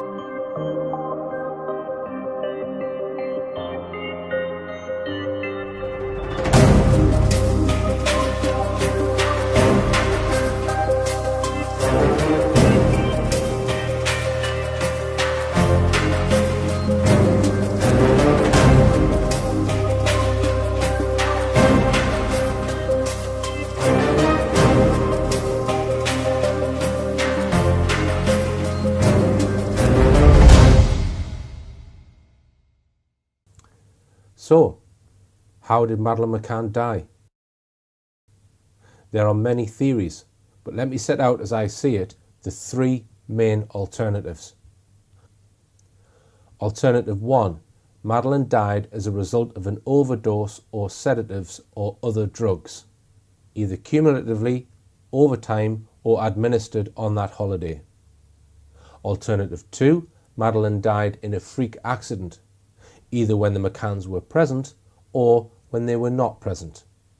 If the death was an accident, there needs to be a reason for the cover-up. If the McCanns were not present, the accident could have been covered up to conceal the McCanns' negligence. Or an autopsy might reveal previous ill treatment of Madeleine, for example, the use of sedative drugs or physical or sexual abuse.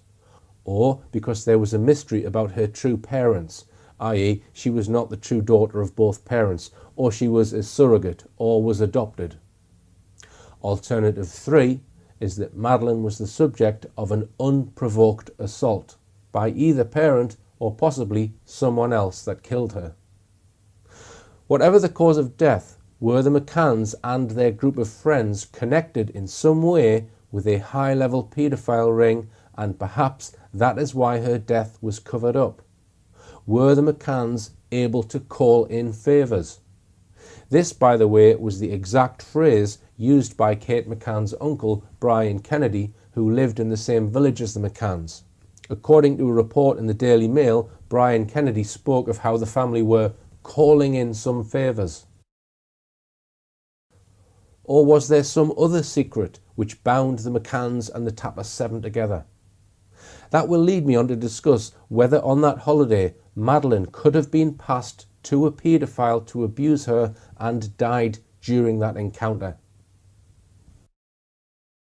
I'm going to start by looking at the hypothesis that Madeleine died by some sort of drugs overdose, maybe sedatives.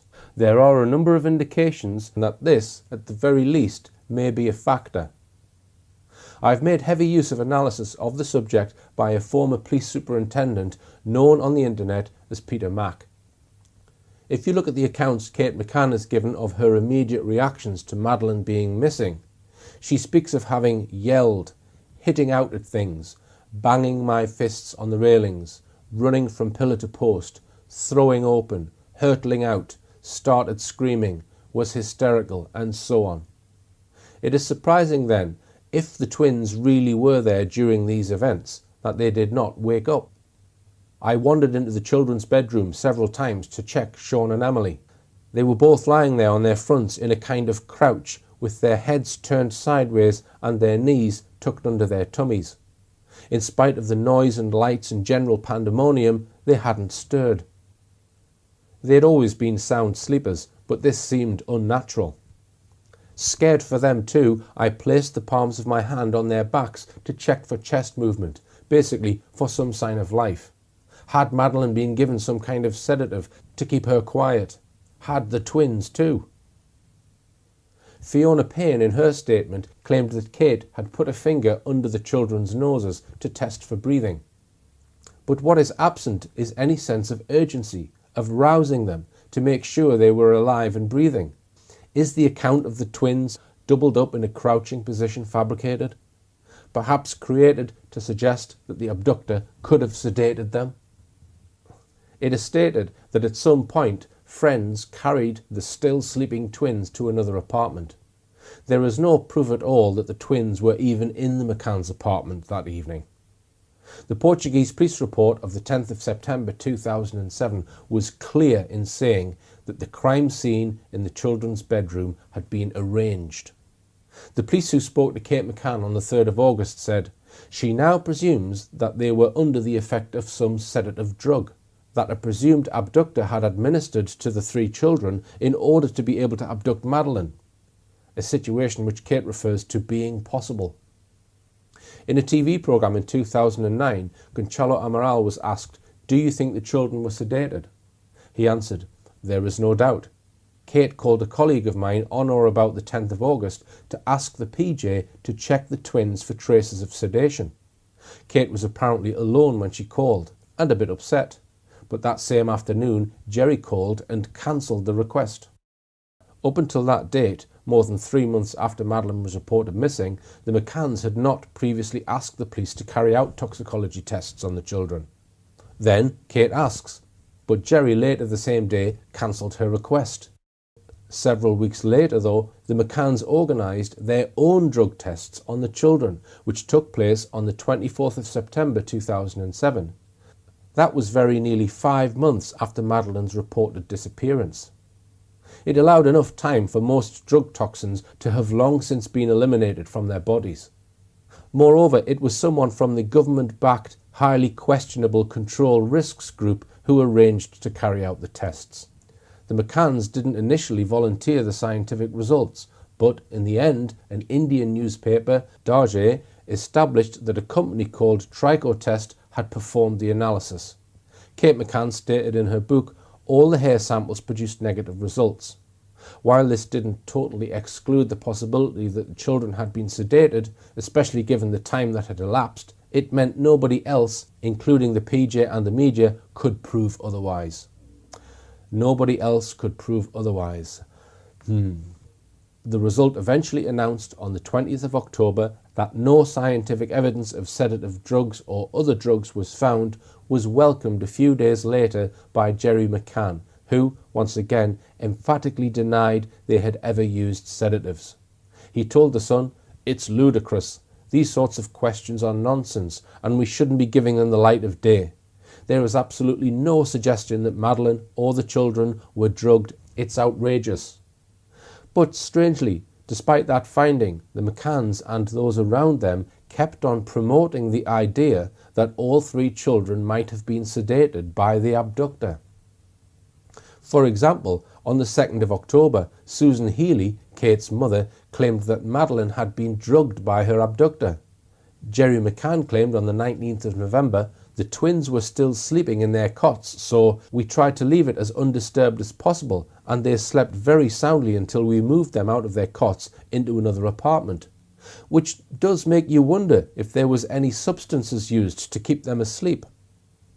Diane Webster, the mother of one of the Tapper 7, told Leicestershire Police in 2008, the twins were still asleep in the cot, and with all the noise going on, I don't know how they slept through it. Which makes me think they must have been drugged with something by the abductor. I think Madeleine would have been drugged as well. Later, on the 10th of April 2008, Fiona Payne said, "But the twins were okay. I mean, they were fine. They were asleep, but at the time it did seem weird. They didn't wake up, and again, that was quite strange. Even in the transfer and being handled by people that weren't their parents, they didn't wake up." Later still, October 2009, 2 former detectives employed by the McCanns, Dave Edgar and Arthur Cowley, told a newspaper that they were convinced the abductor went to the family's apartment on May the 3rd, 2007, fully prepared with sufficient drugs, probably chloroform, to knock out all 3 children. The fact that Sean and Amelie, just over 2 years old, failed to wake when the alarm was raised, nor even as they were taken to another apartment in the cold night air, has persuaded the detectives that they too must have been drugged. And in a serialisation by the Sun newspaper of Kate's book, we read that Kate McCann said the kidnapper who seized Madeleine may also have drugged her other 2 children, as she launched a new appeal in the hunt for her missing girl today. She said she had to check that the twins, Sean and Amelie, were still breathing because they did not wake as they began a frantic search for the missing 3-year-old. We must ask why the McCanns kept on repeating the "they were sedated" mantra, and bear in mind that I believe the McCanns know there was no abduction. Both Kate McCann and her doctor friend Fiona Payne were both qualified anaesthetists. If so, surely they would be able to distinguish the difference between a child which was merely asleep and one that had been heavily sedated. Could the McCanns themselves have been sedating the children? Kate's father, Brian Healy, in a TV interview conceded that, "I think they may have used Calpol, like most mothers." In that evening, did you give to your kids something like Calpol to help them sleep? We're not going to comment on anything, but, there is absolutely no way we used any sedative drugs or anything like that. And, you know, we have cooperated fully with the police. We'll answer any queries, any tests that they want to do. On the date he was made a formal suspect, Jerry McCann stated, "When we travelled to Portugal, we brought several medicines, namely Calpol, Nurofen for fevers and pains, both for adults and children, Losec for gastric problems he occasionally suffers from, and an antihistamine called terfenadine for hay fever. I didn't give any of these medicines or any others to the children while on holiday in Portugal." The terfenadine was left unsecured in a low-level piece of furniture in the parents' bedroom. It had the US brand name Seldane on the packet. It is a risky drug capable of producing dangerous heart issues such as heart arrhythmia, and can be lethal if combined with grapefruit juice. It has been withdrawn from several countries. Some speculated that these had been given to Madeleine, or that she had got hold of some of these tablets herself, mistaking them for sweets. How should we interpret all this? We have a family member telling an interviewer that the McCanns may have used Calpol, yet Jerry McCann unconvincingly denies this. Then we have efforts to accuse an abductor of sedating all three children. A syringe lying close to some tranquilizers and surgical gloves was found in the villa where the McCanns stayed after leaving apartment 5A. A Portuguese police report reads, "Were the children sedated?" Kate McCann, via the Portuguese police inspector who acted as liaison officer for the family, asked on the 10th of August why samples weren't taken from the twins in order to test the hypothesis that they had been sedated. She knew well enough at that time, more than 3 months later, that such an examination would be worthless. However, she went further and said that we, the investigation, should verify that the abductor had sedated Madeleine in order to accomplish his action, and that he had also sedated the twins as to be able to abduct them as well. But she didn't bring up these things at the appropriate time. What we know for certain is that the sedatives have periods in which to act as a sedative, and timings at which they are normally completely expelled from the body that vary between 6 and 200 hours. The McCann's medical knowledge is enough to know this. I suggest that the McCanns did at least use Calpol and possibly other sedatives. Madeleine, we are told in many reports, was a very lively child. Therefore, is it possible that Madeleine was given an excessive dose of something, say on the Sunday night, and died later? A number of other possibilities have been suggested to account for the McCanns' persistent angst about sedatives in this case. One is the suggestion that the McCanns and their doctor friends on that holiday might have been carrying out covert medical research on some new sedative drug, or that the McCanns had some connection with one or more major pharmaceutical company. Another suggestion is that Madeleine might have died from a Ritalin overdose. Jerry McCann's elder brother, John McCann, worked for major pharmaceutical firm AstraZeneca. In the days after Madeleine was reported missing, acting as a family spokesman, he announced that AstraZeneca had given him indefinite leave from his job. This seemed rather drastic, but at that time there was still presumably hope that Madeleine could be found alive any day. The Times on the 22nd of May 2007 reported, "Gordon Brown has pledged his support. Last Friday, John McCann was dining with his friends when Downing Street called to say that the Chancellor was on the line. Minutes later, Mr McCann's mobile, on which he takes hundreds of calls daily, ran out of power, cutting off Britain's next Prime Minister in mid-sentence. Yesterday morning, as Mr McCann was talking to the Times, his mobile rang again. It was Revenue and Customs calling at Mr Brown's request to discuss how the fund could gain charitable status. The campaign has 2 nerve centres, one in Pride-o-Luz.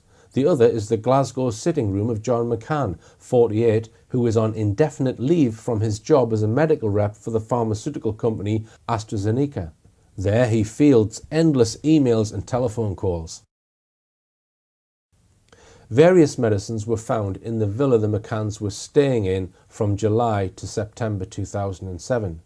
The issue of drugs and sedatives continued to be raised and caused an angry reaction from Kate McCann in 2012, 5 years later. The Daily Express reported Kate McCann's angry attack on alleged lies in a Spanish TV documentary on the case over drugs that were found in their holiday apartment and later in the villa they moved to in July 2007. The drugs found in the villa, she said, were simply drugs for Parkinson's disease, which her father Brian Healy suffered from. As for Ritalin, one viewer who has seen my films asked if Madeleine could have died from a Ritalin overdose. Ritalin is frequently prescribed by doctors for the condition known as ADD or ADHD for hyperactive children. This viewer gave me some alarming statistics on how many children are routinely prescribed this drug and about the vast profits made by its manufacturers. I've looked up some references to Ritalin, and there have certainly been a worrying number of child deaths caused by Ritalin, numbered in the hundreds if not thousands, and there is allegedly evidence that coroners have colluded in minimising the number of child deaths attributed to Ritalin. But the problem is we do not have a body. The toxicology checks on the twins didn't take place for nearly 5 months and so were worthless. Whether sedation played at least a part in Madeleine's death can't be established, but can by no means be ruled out.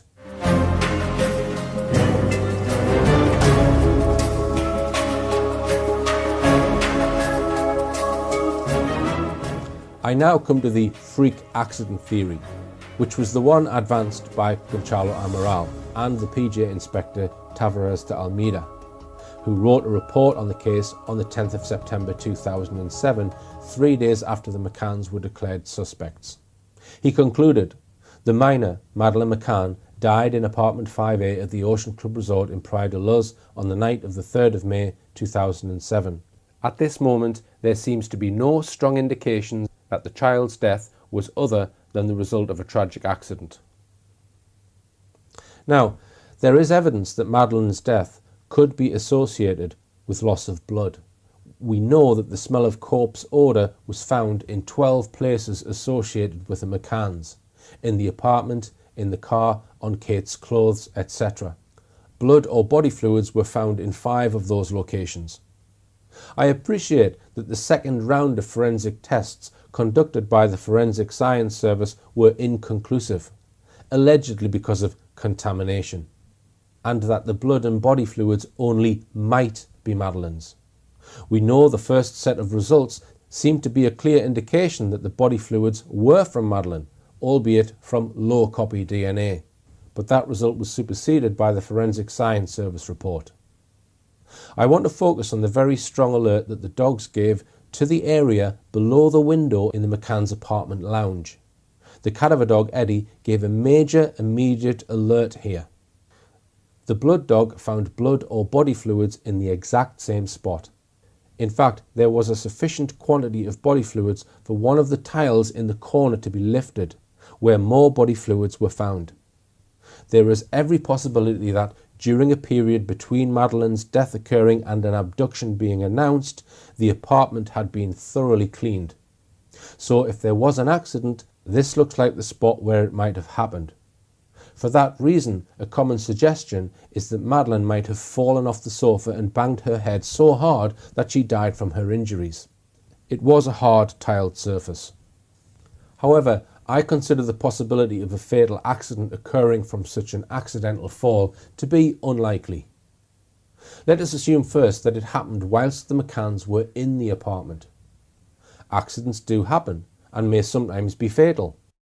If it was such an unfortunate accident, why would they not inform the hospital straight away, even if she had died? It is a crime to conceal a body. An explanation that she had been playing around and banged her head on the floor would probably be accepted, unless, that is, her injuries were not consistent just with an accident. However, the position would be rather different if, say, Madeleine and the twins had been left on their own in the evening. The accident happened soon after they left, and they had not got back until the early hours of the morning. If this was the case, rigor mortis might have set in, and therefore the hospital and the police might ask them searching questions about why it took them so long to find that Madeleine was dead. In that scenario, the presumption of a significant degree of negligence would arise, with prosecution being a real risk. So that might have made the McCanns decide to attempt to cover up. There is a third possibility, namely that there was indeed an accident, but that if Madeleine's body was presented for an autopsy, the authorities would discover something that the McCanns would desperately want hidden. The following suggestions have been made. There might be pre-existing signs of physical abuse. There might be pre-existing signs of sexual abuse. A toxicology report might reveal signs of past sedatives or other drugs in her system. Or her medical records or an analysis of her DNA might reveal something that the McCanns wanted hidden. The following suggestions within this have been put forward: that she was adopted, or a surrogate child, or was not the child of both parents, or even that she was the product of some genetic engineering project, perhaps a clone. On the subject of possible physical or sexual abuse, we have a range of photographs and videos of Madeleine which the McCanns have put into the public domain. Generally, they show a happy, active, talkative child. Crucially, we also have 3 photographs of Madeleine which, as I showed in my last Madeleine film, were most possibly taken on the first day of the McCanns' holiday, Saturday the 28th of April. These show a happy, lively young girl enjoying her holiday. Whilst signs of abuse are not always easy to spot, there is no real evidence of Madeleine looking unhappy, poorly fed, or unwell in any way. There is, however, one exception to that, and that's this photo, the so-called makeup photo, which seems to have been taken near the end of her life, which I will come back to later. The third possible cause of death I suggested was the possibility of an unprovoked violent assault.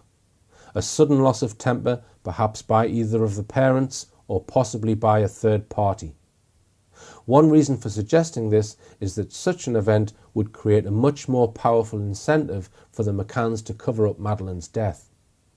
Her injuries might prove that violence or excessive force was used, more than would result from an accident. The body fluids, including blood, found under the living room tiles is another potential indicator that a violent death may have occurred, possibly Madeleine being thrown against the wall or the floor, for example. In the bottom right of this picture, you can see where the removed floor tiles were.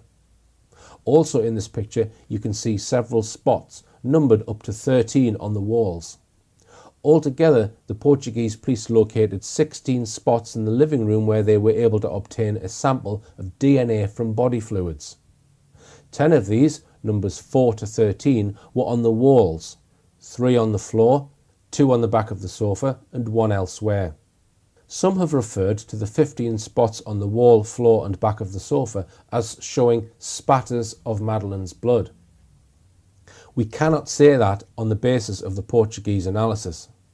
One spot was matched with the DNA of a previous occupant, Sally Gordon.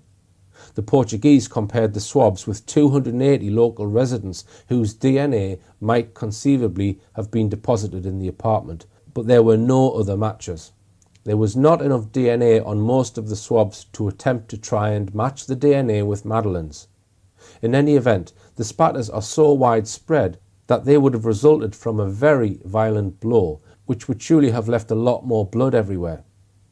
So, despite claims by some that these might be blood spatters from Madeleine, the evidence is simply not there. But that by no means excludes the possibility of a violent event having happened. Something we should look at, therefore, is whether there is any propensity for violence in either parent. Starting with Kate McCann, here are some quotes from her own book on the night when she claims Madeleine was abducted. "I was overwhelmed by fear, helplessness and frustration. I was hitting out at things, banging my fists on the metal railing of the veranda. The frustration and anger were reaching boiling point. I felt like a caged, demented animal. Finally, I erupted. I began to scream, swear and lash out. I kicked an extra bed that had been brought into the apartment and smashed the end right off it." And here are 3 other quotes from later on in the holiday. "My frustration with their lack of progress whipped up a storm of fury in me that was completely out of character. It seems to me now as if for several months I was possessed by some demonic alien that infiltrated my thoughts and filled me with anger and hatred. I needed a face on which to pin all this rage. My incredulity turned to rage. How dare they suggest I lie?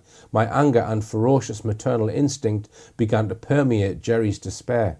Keeping a lid on my anger, within seconds I was a raging lioness. I was incensed. My anger was bubbling below the surface. I felt such disdain, I found myself whispering, "Fucking tosser, fucking tosser." Later, Kate was to write of the Portuguese police detective Gonçalo Amaral, "He deserves to be miserable and feel fear." I wanted to inflict the maximum pain possible on him for heaping all this on us. Yet strangely, of the person who abducted her child, she was able to say, "I can probably forgive Maddie's abductor. I don't want to be eaten up by hatred."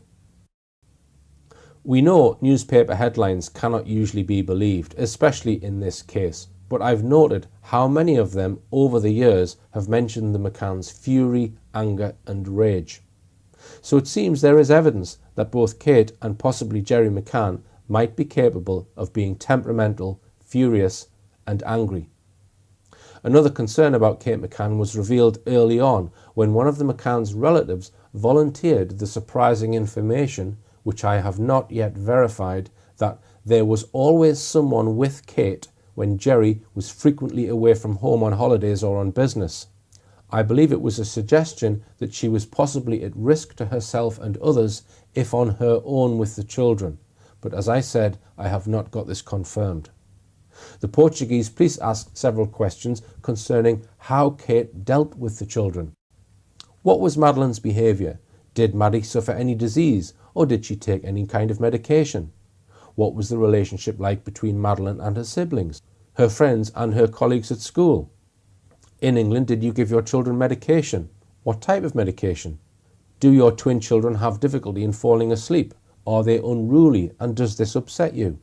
Is it true that at certain times you were desperate over your children's behaviour and that caused you to be upset? Is it true that in England you considered the possibility of handing over Madeleine's guardianship to a relative? Kate refused to answer all of these questions, as she did with 40 other questions she was asked, exercising her legal right to silence. However Madeleine died or was killed, it seems probable that her injuries or condition were serious enough to be covered up.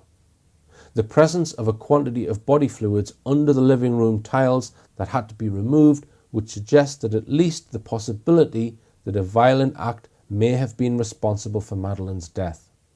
That seems more likely to me than an accidental fall from a settee. Let us suppose for a moment that Madeleine died either from an accident or from a violent act, and that in either case the McCanns decided to cover it up. Most people would then ask, as many have done, why on earth would the Tapas 7 help them cover it up? True, they were all quite close friends, especially the McCanns and the Paynes. True, they were all doctors, apart from two of the wives. But would that be enough for them to tell lies and all agree to go along with an elaborate abduction hoax? A charade intended to deceive the police? I believe the evidence suggests that they did help the McCanns to cover up Madeleine's death, as I showed in my first Madeleine film. So there must surely be more to it. And that brings me to the fourth option I want to consider. Namely, were the McCanns connected in any way with a paedophile ring? Or, even worse, was Madeleine passed to a paedophile to be abused and died during an encounter with him?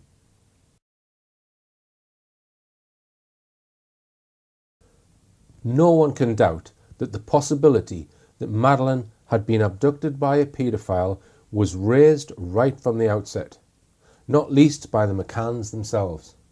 It was on the very first night when the alarm about Madeleine being missing was raised that the McCanns themselves first suggested that paedophiles snatched Madeleine. The Portuguese police files contain hundreds of witness statements. One was Graham Mackenzie, and this is his account of events at about 11 p.m. to midnight an hour or two after the McCanns had reported Madeleine missing. I approached the McCann's apartment from the bushes at the rear of the apartment. I did not know it was the McCann's apartment at the time. I was searching in the little gardens on the pool side of that block. I was in the end garden. I heard and saw Jerry McCann standing alone in the doorway at the rear of the apartment on the balcony/patio about 3 meters away, talking on his mobile. Dr. McCann was looking over the swimming pool and did not see me. Dr. McCann was absolutely distraught, his voice cracking with emotion, telling the person receiving the call that he feared she, Madeleine McCann, had been taken by paedophiles and that there were paedophile gangs in the area and that they had abducted Madeleine. I do not know who the person receiving the call was, but presume it was a family member or someone he was very close to due to the nature of his conversation. I was so shocked by this, having originally thought that she had just wandered off. I think we need to contemplate this statement from the perspective that Madeleine was already dead and that Jerry McCann was fully aware of this. So it was Jerry McCann himself who was apparently telling people he feared Madeleine had been taken by one or more paedophiles. He was the first off the blocks to offer up this word. The media instantly took up the theme, with many newspapers giving accounts of other snatches by paedophiles.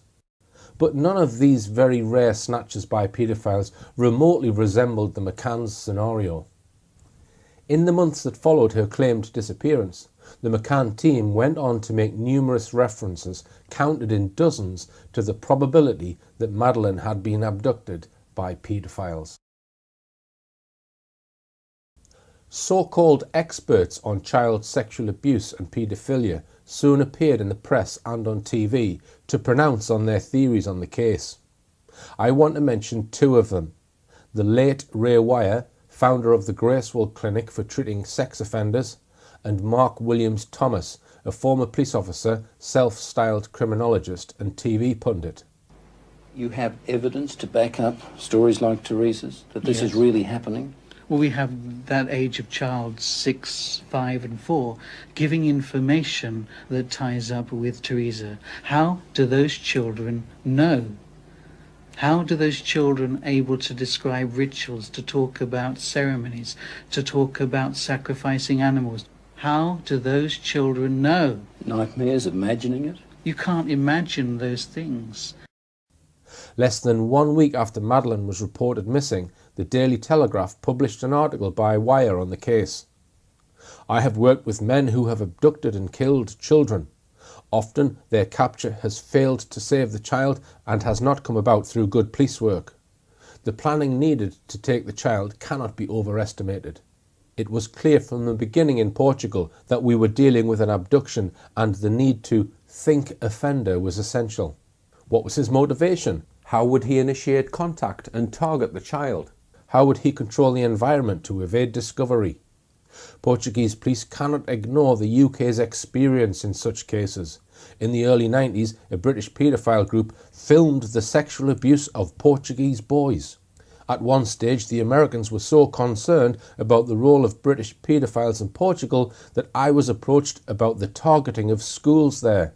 International cooperation should be part of police thinking. However, there is no culture of community policing in Portugal, and they have laws that prevent the discussion of cases.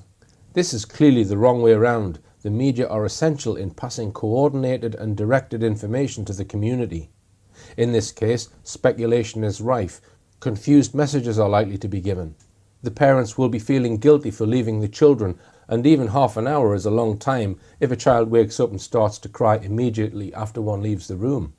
This could possibly lead to a woman on her own who has lost a child saying to herself wrongly that the parents did not care for this child and deciding to take the girl home. No paedophile, no conspiracy, just a lonely woman. The window of opportunity for the abductor means that the information given by the parents has to be very accurate. Police must help them to say exactly how long it was since they last saw their child. The parents need to know that if this was an offender who planned the abduction, then there is probably nothing they could have done. I once asked an abductor who had killed girls how we could stop him. He said, I suppose you would have to chain a child to the mother, but he added, no, that would not work. I would take both. The Times wrote, if Madeleine McCann was abducted by a paedophile, there is a chance that she is still alive and can be saved by sensitive policing, according to Ray Wire, a sexual crimes consultant. Lately there have been more and more cases where there has been an element of planning and an attempt to keep the child alive. The police must avoid doing anything to make the kidnapper panic. If he believes that they are about to move in and catch him, he may become so alarmed that he kills the child to stop her being a witness. He continued, Portugal is known to attract British paedophiles. A ring of 20 Britons set up there around 1990, filming sex acts with local boys and sending the tapes to Belgium and the Netherlands. Some were later jailed in England. The case helped to persuade the British government to make it illegal for Britons to have sex with underage children abroad. I went to Lisbon and became involved in the aftermath of that investigation. There were still lots of connections and other things going on. There have always been British paedophiles operating in Portugal. It seems then that Wire had fairly recent knowledge of a ring of British expat paedophiles in Portugal. Months later, the McCanns had a day with the Wires at their home. This is how the People reported the story. Kate and Jerry played no part in the disappearance of their daughter Madeleine, one of the world's top crime experts declared last night. Ray Wire, who has given cracker-style testimony to courts since the 1970s, said, it is absolutely impossible for them to have been involved. He insisted the grief-stricken parents were incapable of doing anything to harm their children. Wire, who's helped nail a string of monsters, including child killer Robert Black, said, I was with them for several hours, and I could not help but apply some of the practices I use when I'm carrying out assessments of suspects for police and the courts. I can state categorically there is no way they were involved in their daughter's murder or disappearance. They would be incapable of such an act. I have more than 30 years' experience in this field and am used to people trying to hide dark secrets. There was no sign of any such deceit. It is absolutely impossible for them to have been involved. He said for 3 days all they could see in their minds was Madeleine lying dead.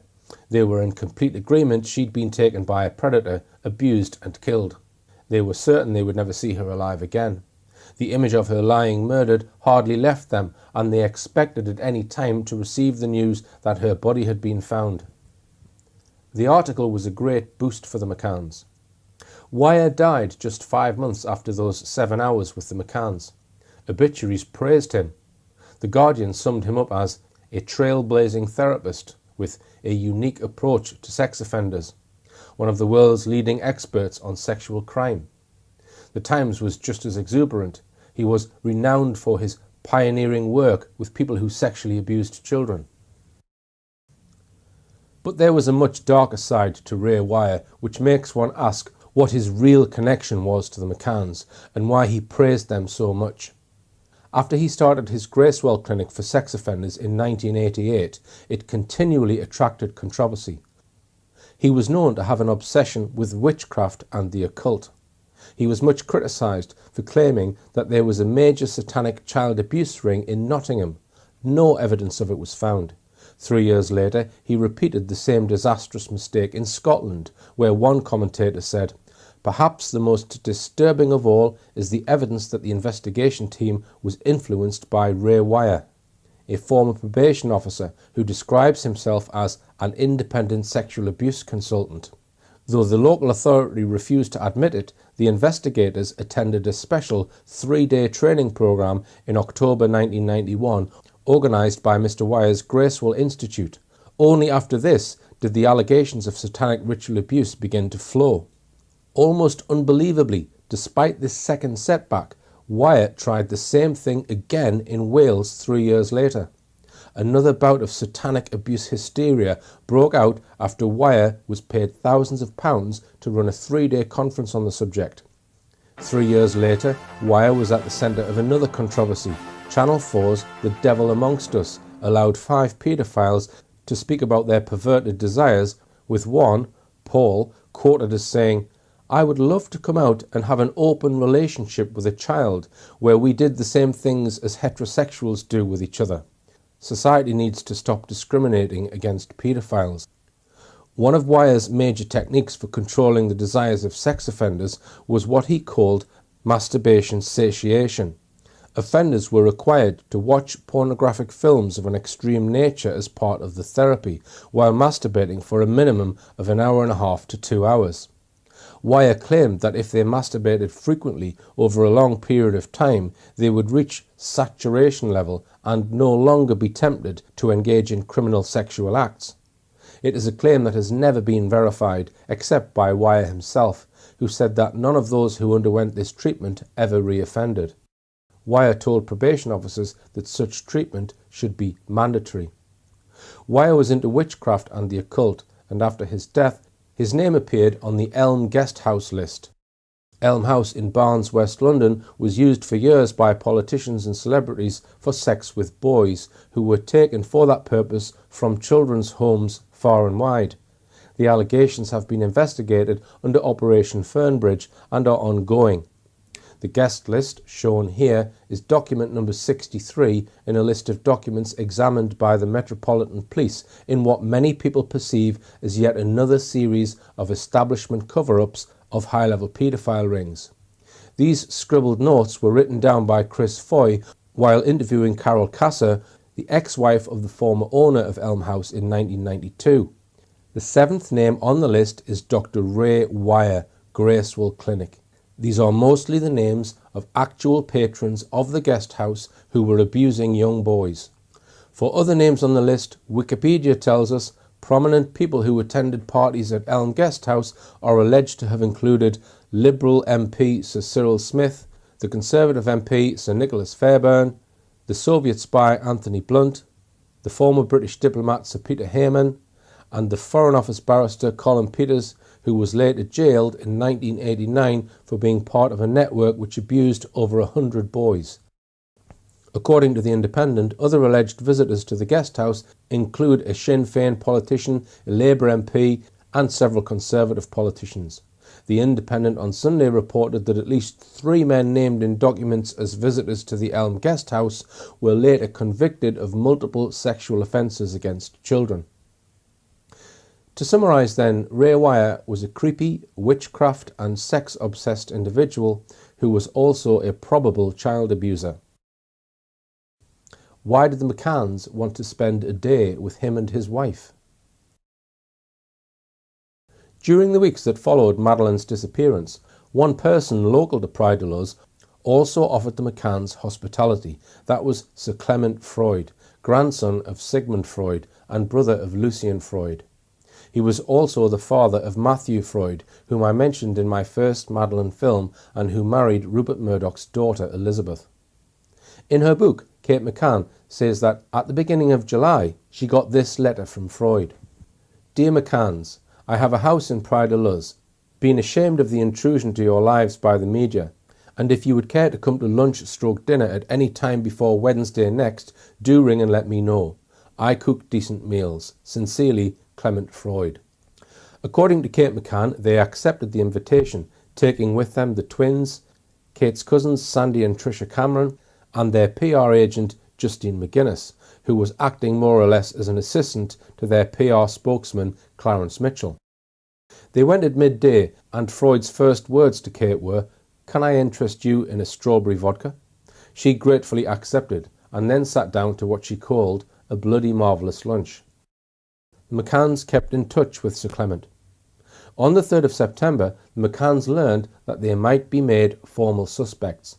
At 10 p.m. that day, the McCanns went round to see him for comfort and support, where Kate this time was offered, quote, a giant glass of brandy. And as we all now know, on the 14th of June 2015, we saw these banner headlines. Sir Clement Freud exposed as a paedophile. Sir Clement Freud accused of abusing 2 girls. These allegations surfaced in ITV's documentary the next day, Exposure, Abused and Betrayed, a Life Sentence. The internet had for years carried gossip that he had abused more than just 2 children. By all accounts, his attack on these girls had been violent.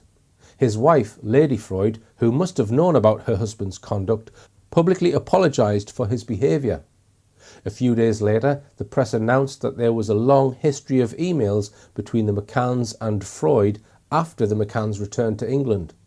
More details then emerged about Freud, including the revelation that, when he was elected to Parliament as MP for Ely in 1973, he for many years shared his parliamentary office with the notorious Rochdale paedophile and fellow Liberal MP Sir Cyril Smith. So what is the significance of this? We have now met one certain paedophile, Clement Freud, and a witchcraft and sex-obsessed probable paedophile, Ray Wire. Both of these men have a connection with notorious paedophile Cyril Smith. Wire and Smith were apparently regulars at Elm House. In my first film, I exposed the huge influence of the security services in the Madeleine McCann case. I named MI5, Special Branch, other branches of the security services and government-funded security firms like Control Risks Group. There was a top-secret command group set up on the 8th of May 2007 under the chairmanship of Matt Baggett, the head of Leicestershire Police. These agencies were in direct contact with the McCanns. I ask, given Ray Wire's and Clement Freud's connection with Cyril Smith and possibly other paedophiles, how likely was it that government security services were fully aware of and monitoring all of them? I suggest it would be a certainty. In fact, these paedophiles must have been assets of the security services. The fact that the McCanns were not warned about these paedophiles adds weight to the assertion that they were assets of the security services and not merely being monitored by them. There has been an extremely close connection for 10 years now between the McCanns and the former head of the Child Exploitation and Online Protection Unit CEOP, Jim Gamble. He has spoken regularly on the McCanns' behalf. This was despite the obvious fact that the McCanns had publicly confessed in 2 national newspapers on the 5th of August 2007 to having left 3 young children, all under the age of 4, in a vulnerable situation on their own for significant periods of time, 6 nights in a row, and on their own evidence clearly failed to protect them. Of course, watchers of my films know different by now, but Gamble says he believes the McCanns and must also believe that they left their children alone for long enough to be abducted. Many questioned why an organisation with the words child protection in its title should feature the McCanns. Gamble, from Northern Ireland, got his first job in the Royal Ulster Constabulary, after which his rise was meteoric. An intelligence officer during the Kincora Boys Home child abuse scandal, he rapidly became the head of the RUC's anti-intelligence unit. After that, he became head of Special Branch for the Belfast region. At the end of my first Madeleine film, I noted how the Kincora Boys Home was used by MI5, who were supplying boys to prominent politicians, then filming the disgusting abuse on hidden cameras which they had installed. The films were then used to blackmail the politicians. What Gamble's role was at the time is not known. An article on Jim Gamble titled "Was Jim Gamble a corrupt police officer in Northern Ireland and did he authorise or cover up murders?" A look at the findings of Operation Ballast by Baroness Noala O'Lone on the Northern Ireland Security Services deals specifically with the series of murders in the 1990s. It was devastating. Senior Special Branch officers murdered people, covered up murders, and were thoroughly corrupt. The corruption and abuse was widespread, of epidemic proportions.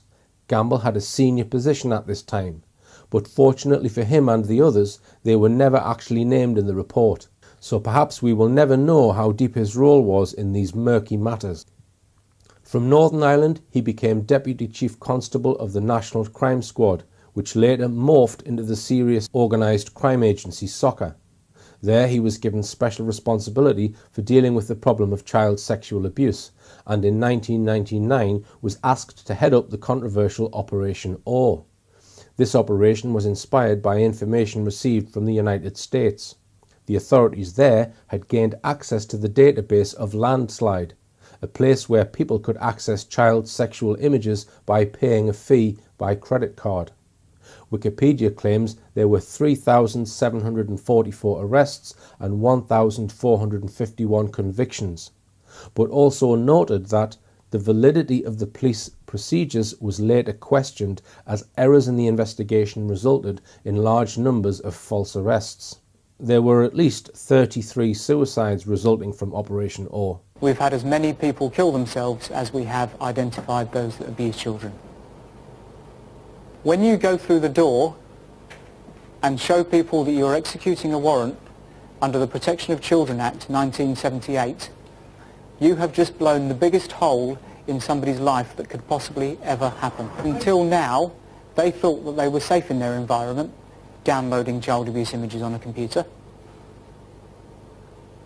They thought that it was acceptable for them to download indecent images on their computer. And you've suddenly gone in and told them, actually, it's not, you're a paedophile. We ruin their lives. Criticism of it centred around whether or not the owners of credit cards in Landslide's database actually accessed any sites containing child porn, unlike the US, where investigators had to determine in advance whether or not credit card subscribers had actually purchased child porn. Investigative journalist Duncan Campbell exposed these flaws in a series of articles in 2005 and 2007. There were many reports that the list of those investigated by Operation O included senior politicians, judges, celebrities and other VIPs, but none of these were prosecuted apart from Pete Townsend of The Who. And on the back of what was hailed as a success, the Blair government in 2006 appointed Jim Gamble the head of a brand new task force, the Child Exploitation and Online Protection Service, or CEOP. Jim Gamble was right on Madeleine's case from day one. Within days, he interfered with the Portuguese police investigation by making a public appeal for people who had been in Praia de Luz around the time of the McCann's holiday to send him, and not the Portuguese police, their holiday photographs. He issued an email address which ensured that any images came direct to him. At this time, Leicestershire police were also involved in supposedly assisting the Portuguese police. So for what reason was CEOP 2,000 miles away in London involved in collecting these holiday photographs? Were they working with or against the Portuguese police? According to a source close to the investigation in the United Kingdom, several hundred photos were sent to the British authorities, most of them downloaded via internet pages specially created for the occasion. Jim Gamble stated, "We will then evaluate these images at a rate of 1,000 images an hour, so that before long we are sending the significant information to the Portuguese authorities." But did the Portuguese police ever get these images? No. Gonçalo Amaral wrote in his book, "None of these images ever reached us." Along with Gamble, two other characters keep popping up who seem to move in the same circles. One is a former police officer turned criminologist and self-professed child abuse expert Mark Williams Thomas. The other is Dr. Joe Sullivan, a psychologist. Soon after Madeleine was reported missing, the press reported, "Highly respected forensic psychologist Dr. Joe Sullivan arrived in Praia de Luz within days of Madeleine's disappearance as part of a so-called cracker team with Detective Chief Superintendent Graham Hill. He returned to the UK on the 9th of May 2007. He wasn't there for long then, but he had been specifically selected to go to Praia de Luz by the Foreign and Commonwealth Office and was one of Gamble's trusted aides, having worked alongside him at CEOP. I also mentioned Mark Williams Thomas. He was also quick off the mark to get to Praia de Luz. He was already making several strong and detailed criticisms of the Portuguese investigation, even though he can have known little about what was really going on in the PJ offices in Portimao. Gamble, from 2007 onwards, heavily featured Madeleine on the CEOP website and in various CEOP publications, regularly using photos of Madeleine and the McCanns. Mark Williams Thomas continued to appear regularly on Sky News, pontificating about paedophiles and speculating about what might have happened to Madeleine. On the 15th of September 2007, the Gazeta Digital website published an article by Duarte Levy and Paulo Reis about Mark Williams Thomas and his views on the Madeleine McCann case. After hearing him on Sky News, they wrote, "Mark Williams Thomas urged Portuguese police to ditch the case against the McCanns, a case that he classified as ludicrous, and follow another lead that he thinks could take the PJ to the real kidnapper." And this is what he described as the similar disappearance of an 8-year-old girl, Joanna Cipriano, 2 years earlier. This comment, which went unchallenged, was almost unbelievable. The truth of the matter is that Joanna Cipriano's mother, Leonor Cipriano, and her brother brutally murdered the little girl after she discovered them committing incest. Both later made full confessions, the one by her brother being detailed, graphic and gruesome in the extreme. The person who led the successful investigation was Gonçalo Amaral. Both murderers were sentenced to 16 years and are still in jail today. It beggars belief that Williams Thomas could get away with such a monumental untruth in front of millions of viewers. A professed expert, he had successfully fed the abduction myth. But then it was the Murdoch-owned and controversial Sky News that was giving Williams Thomas the airtime. On the 14th of September 2007, Mark Williams Thomas was questioned by Paulo Reis about his business relationship with the McCanns. He then admitted that his company, WT Associates, had a contract to provide services to the McCanns. But when asked to confirm in writing some details of that business relationship, he changed his initial answer, denying any relationship and admitting only that he has been in contact with the press officers for the family. It looks to me then that Williams Thomas was probably not an independent commentator on this case. On the 5th of November 2009, CEOP, under Jim Gamble's direction, produced a 1-minute video called "A Minute for Madeleine." It was a CEOP production featuring an age-progressed sketch of Madeleine as she might be aged about 6. And it was narrated by Gamble's friend, Dr. Joe Sullivan, also from Northern Ireland. According to the McCannFiles.com website, Sullivan helped in the production of and personally narrated the video and appealed directly to the person keeping a secret about Madeleine, who knows who's involved in her disappearance and who may have been groomed by the perpetrators to stay quiet. At the time, ITN News reported that the criminal psychologist behind a new Madeleine McCann appeal, Dr. Joe Sullivan, has told ITV News that her abductor is very likely to strike again. In October 2009, the McCanns had a private interview with Jim Gamble. Following that private interview, several press reports indicated that the then Labour Home Secretary Alan Johnson had asked Jim Gamble to recommend a new British police force to carry out a review and possibly a full investigation into Madeleine's disappearance. It was baffling why the Home Secretary, knowing Jim Gamble's extreme closeness to the McCanns, should choose him to recommend who should carry out an independent review into Madeleine's alleged disappearance. These discussions continued when Theresa May became Home Secretary in 2010 and led to the setting up of the Met Police's Operation Grange investigation. But as I said earlier, this has never been a real investigation. It was a psyop from day one. It almost seemed as if Gamble was running the McCann case. Gamble was recommending what form any review of the Madeleine McCann case would take. There is little doubt that Gamble shaped the Operation Grange review, which, as I've shown in my films, ended up only considering an abduction theory about Madeleine, and has ended up being a £13 million total failure. In May 2010, a general election saw a change of personnel, and Theresa May was made Home Secretary. She soon proposed that CEOP be brought back under the Serious Organised Crime Agency, now the National Crime Agency. Seeing it as a threat to his power, Gamble told May that he would resign his post as CEOP Chief Executive if she went ahead with her plans. This prompted the McCanns, supported by some of the media, to loudly praise and thank Gamble for his excellent work and condemn the Home Secretary for effectively scrapping CEOP as a separate organisation. A huge loss to child protection, they cried. Once again, this suggested a very close tie between the McCanns and Jim Gamble. Also, why were the McCanns so thankful to Gamble? After all, he hadn't found Madeleine. I believe they were thanking him for protecting them from prosecution. But Theresa May did go ahead with her plans and swiftly accepted Gamble's resignation.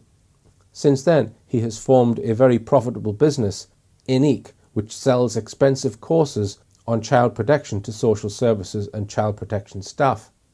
But despite his new career, Gamble continues to tweet about the Madeleine McCann case on Twitter, aggressively challenging anyone on Twitter who questions the abduction myth.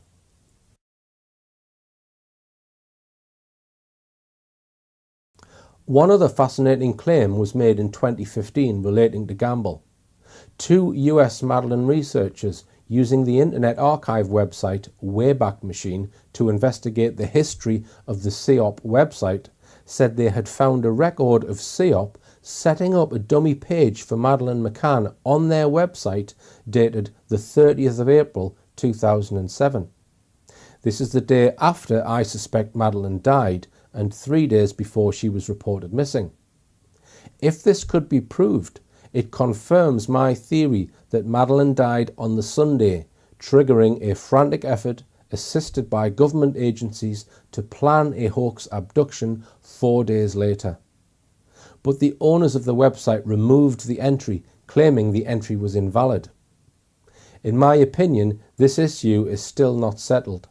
It is fundamentally a technical argument, and I myself, with much experience of internet programming, am not convinced by any of the explanations people have put forward as to why the entry was invalid. Let's just mention a few other paedophile connections to this case. I dealt with Robert Murat earlier and the allegations by two witnesses that he had attacked a young girl and had child sexual abuse images on his computer. He was unable to explain to the police why he had encrypted material on his computer. One of the Prydeler's residents with whom Murat had business interests and whom he met up with between his early morning flight to Portugal and Madeleine's reported disappearance was a Russian expat, Sergei Malinka. Clearly, they were good friends and business associates. There were also allegations that he too had child abuse images on his computer, but it appears that he wiped his hard drive before the police could get to it. I will also mention Jane Tanner's interview by Leicestershire Police in April 2008. During a series of interviews, she made constant sexual innuendos, for example about the males in her group needing relief. She seems to have no idea that to constantly joke about sexual issues and use sexual innuendos in a police interview on a possible child abduction case was abnormal.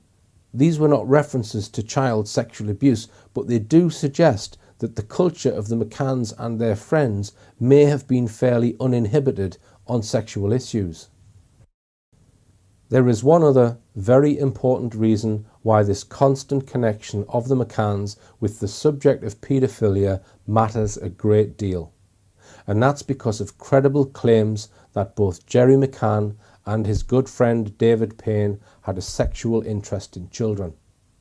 The allegation was especially credible because it was made by two general practitioners who had actually previously holidayed with the McCanns, Dr. Arul or Savio Gasper and his wife, Dr. Katharina Gasper. They were prompted, they said, by seeing the face of Dr. David Payne on television a few days after Madeleine was reported missing.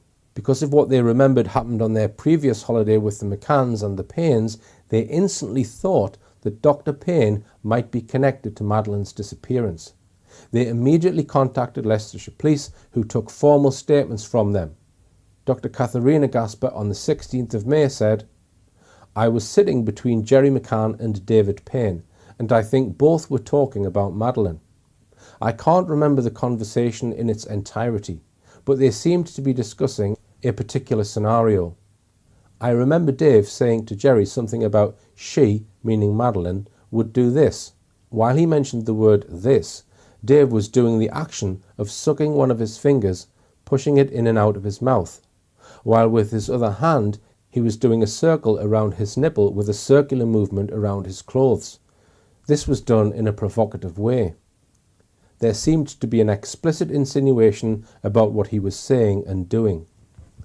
I remember being shocked by that. I always felt it was something very weird and that it was not something anyone should say or do. I looked at Jerry and also at Dave to gauge their reactions. I looked around as if saying, "Did someone else hear that, or was it just me?" The conversation stopped for a moment, then we all began conversing again.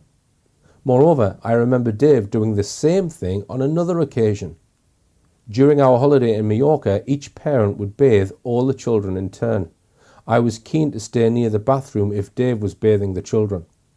I remember I said to Savio to be careful and to be close by if Dave was helping to bathe the children, and my daughter in particular.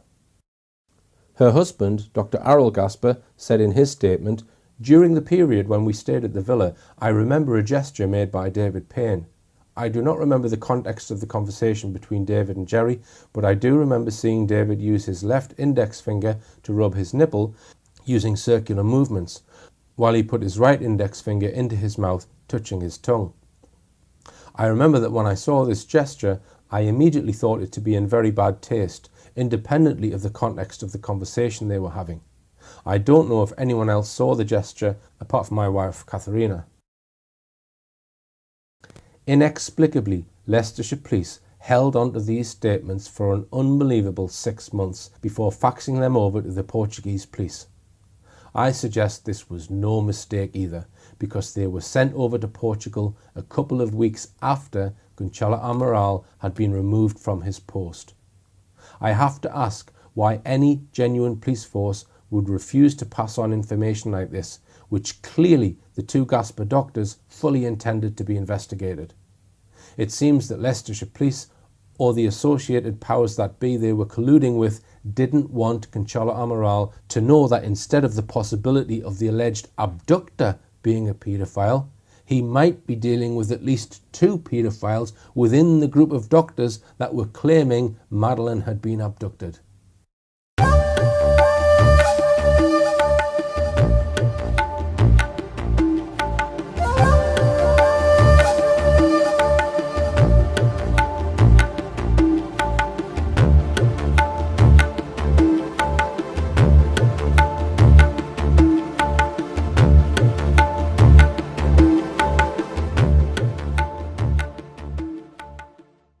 Now, I want to come on to another video about Madeleine McCann.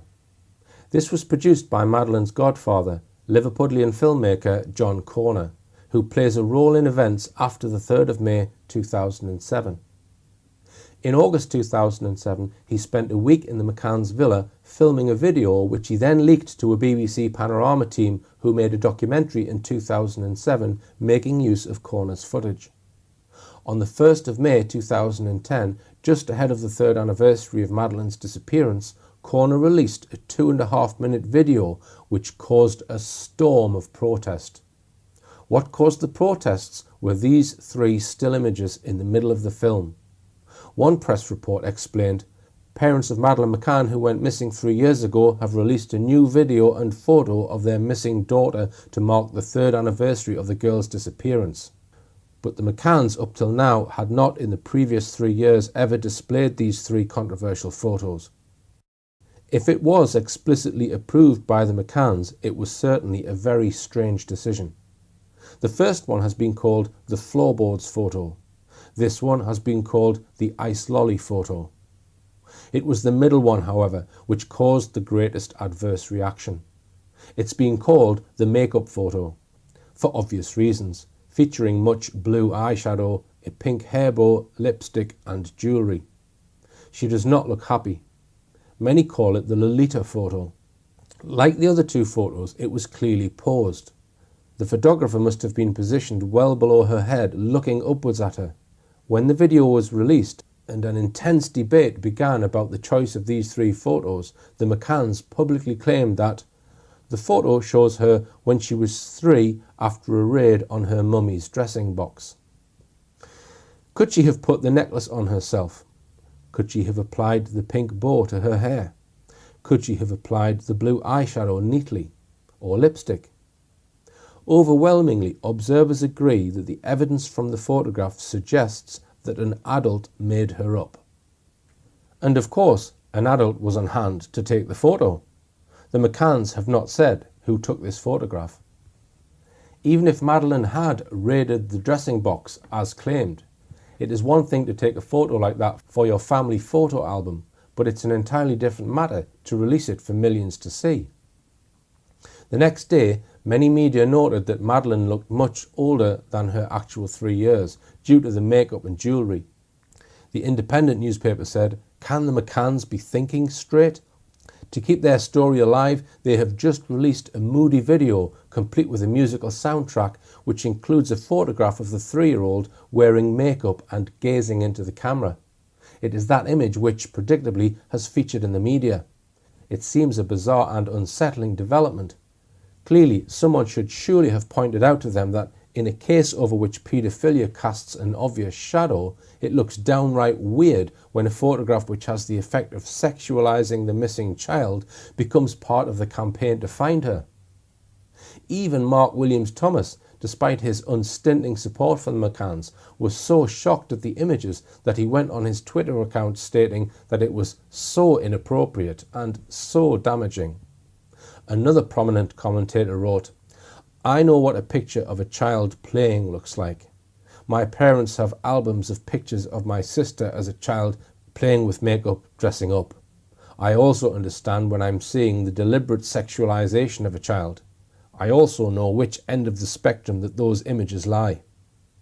I've previously criticised people for expressing these sorts of views, but when you see the 3 Madeleine pictures in that video in close succession, you start asking, what's the probability that this is just some sort of accidental pose? I really don't like the answer. I'm not a photographer nor a filmmaker, nor actively involved in the media, and so if I can pick up on these references, then John Corner most certainly can." Newspapers were flooded with similar comments. Here's a selection. And there were hundreds more comments like this, all in the same vein. When I looked through the range of comments about the makeup photo, I found 2, both of which I think are very perceptive. I'm looking at her hair. The fringe is kind of grown out and comes to beneath her eyes, just like the last photo, the one of Maddie by the pool with Jerry and Amelie. If you look at pictures of her a few weeks before in Donegal, her fringe isn't that long. If it was taken before the holiday, it must have been just before, in my opinion. The second comment, also very observant. Still, I don't understand the purpose of the photo with the blue eyeshadow. Anybody notice that on this said photo, the right side of the background seems to show the same wall as the wall in the new released video? So was the photo taken while on holiday? Is the photo meant to remember somebody who was there when the photo was taken? I have compared the likenesses of Madeleine on the makeup photo with her on the last photo, and I think the similarities are striking. Here are my observations. Madeleine's face appears to indicate that the pictures were taken around the same time. The length of her hair and fringe appears to be identical. In both photos, she is seen wearing a pink hair bow or band. This is unusual as I can only find 2 other photos of Madeleine out of many where she has a hairband. They may not be the same bow or band, but clearly on both occasions an adult had been arranging her hair. On both photos, Madeleine can be seen wearing a pink top. Now, in addition to these observations, I note that in the makeup photo, Madeleine is photographed against a pale yellow, ochre-coloured stucco background, of a type rarely seen in England, but very common in Mediterranean countries like Portugal. Moreover, to the right of Madeleine's head is a dark-coloured object which could be a lamp holder, which again looks similar to the layout of properties in the Ocean Club. Here is an example.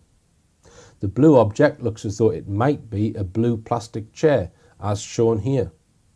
Now, in my previous film, When Madeleine Died, you'll recall that I presented persuasive evidence that the so-called last photo must have been taken on the Sunday, the second day of the holiday, mainly because of the weather conditions. I also showed that there was no convincing evidence of any photos of Madeleine being taken after that date.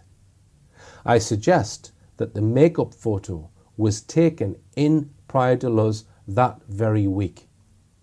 There is no evidence that any photos of Madeleine exist after Sunday the 29th of April. So I suggest that the makeup photo was taken on the same day. Madeleine, to most observers, looks unhappy in this photo. Madeleine was also dressed up for the last photo. She has a pink smock on, and she had a pink hair bow or bead. In the makeup photo, she also has a pink top, maybe the same one. She still has a hair bead or bow, maybe different, but now additionally she has a necklace, eyeshadow and lipstick. It's a possibility then that the makeup photo was taken in the afternoon sometime after the last photo by the pool. And as I suggested in my last film, I think the time Madeleine died may have been within a few hours of that picture being taken. So is it possible then that the makeup photo is the true last photo of Madeleine? I have covered the subject of paedophilia, of child sexual abuse in some detail, because, as I hope I have shown, it does appear to be relevant in some way to the reported disappearance of Madeleine McCann. By that, I do not mean to accuse the McCanns or any of their Tapper 7 friends of being paedophiles. The only evidence of this, indirect evidence, comes from the statements of Dr. Arrell and Dr. Katharina Gasper, which I will leave for you to interpret. Nor do I suggest that Madeleine was killed at the hands of a paedophile, though in this extraordinary case I don't think anyone can rule it out. The makeup photo, possibly taken on Sunday, is disturbing. But is it possible that however Madeleine died, by sedation, by accident or by a violent attack, that there is some kind of hidden connection that the McCanns or one of their friends have to some high-level paedophile ring? Let's not forget also that Peter Hyatt, an expert in statement analysis, concluded that there was a strong possibility of child sexual abuse in connection with this case. There is one more statement, and I hesitate to mention it because it is so graphic, but it is in Kate McCann's book. She describes how she imagined Madeleine having been abused. I told him about the awful pictures that scrolled through my head of her body, her perfect little genitals torn apart. Admitting to the existence of these images somehow confirmed them as a real possibility. Now, what was that doing in her book? On top of all these indications, there is one other obvious mystery that we must explain, and that is the astonishing way in which the government and the security services were all over the case from day one, and maybe even before if we count Robert Murat's dash to Praia da Luz 3 days before Madeleine was reported missing. What else could possibly account for this, except the cover-up of a potential national scandal over high-level VIP abuse of young children? It can only have been something very big and very bad. If the McCanns were in any way, however loosely, connected to a high-level paedophile ring, that would certainly explain it. I want to briefly examine some other theories that have been put forward to explain this remarkable top-level involvement. These centre around, firstly, the true genetic origin of Madeleine, and secondly, theories that the pharmaceutical industry was involved. Some people have suggested that most of the holidaymakers were swingers on an adult holiday, and that this was the reason for the cover-up. It is said that none of the high-profile attendees wanted to admit they were swingers. Others simply point to the McCanns' existing connections to the rich and powerful, such as Jerry McCann being on the committee of the nuclear energy quango Comore, along with Gordon Brown's brother Andrew Brown. One set of theories suggests Madeleine may not have been the child of both parents. These theories have included, firstly, that Madeleine was adopted, or secondly, that Madeleine was a surrogate child, or thirdly, that Madeleine was the result of a sperm donation by a third party. Other theories relating to genetic origin suggest that Madeleine was the product of some kind of genetic experiment, maybe with her DNA having been partly genetically engineered, or that she was a clone. In other words, a secret intelligence genetics or eugenics research program. The McCanns have always insisted that they are the natural parents of all 3 children. All were conceived by IVF treatment. Madeleine was born after IVF treatment in England and the twins after IVF treatment in Holland. One curiosity is that, so far as I'm aware, no photo of Kate being pregnant has ever been published. In her interviews in the early days, Kate said little about her pregnancy with Madeleine, describing it as easy and problem-free. In her book, she writes, "My pregnancy was totally without complications. No sickness, no back pain, no bleeding, no swelling. I felt great." And of Madeleine's birth, she said, "There she was, perfect." A specific allegation that Gerry McCann was not Madeleine's father first surfaced in the Portuguese press in the paper 24 Horas in September 2007. The story claimed that senior sources of the Portuguese police believed that they knew who the sperm donor was and stated that he had been traced and had been in England on the 3rd of May, the day Madeleine was reported missing. The newspaper claimed that this had been confirmed by Portugal's National Institute for Forensic Medicine. A source claiming to be from the Portuguese police said Gerry McCann was not the sperm donor for Maddie. He was the donor for the twins, but it's possible that Gerry himself doesn't know he's not the biological father.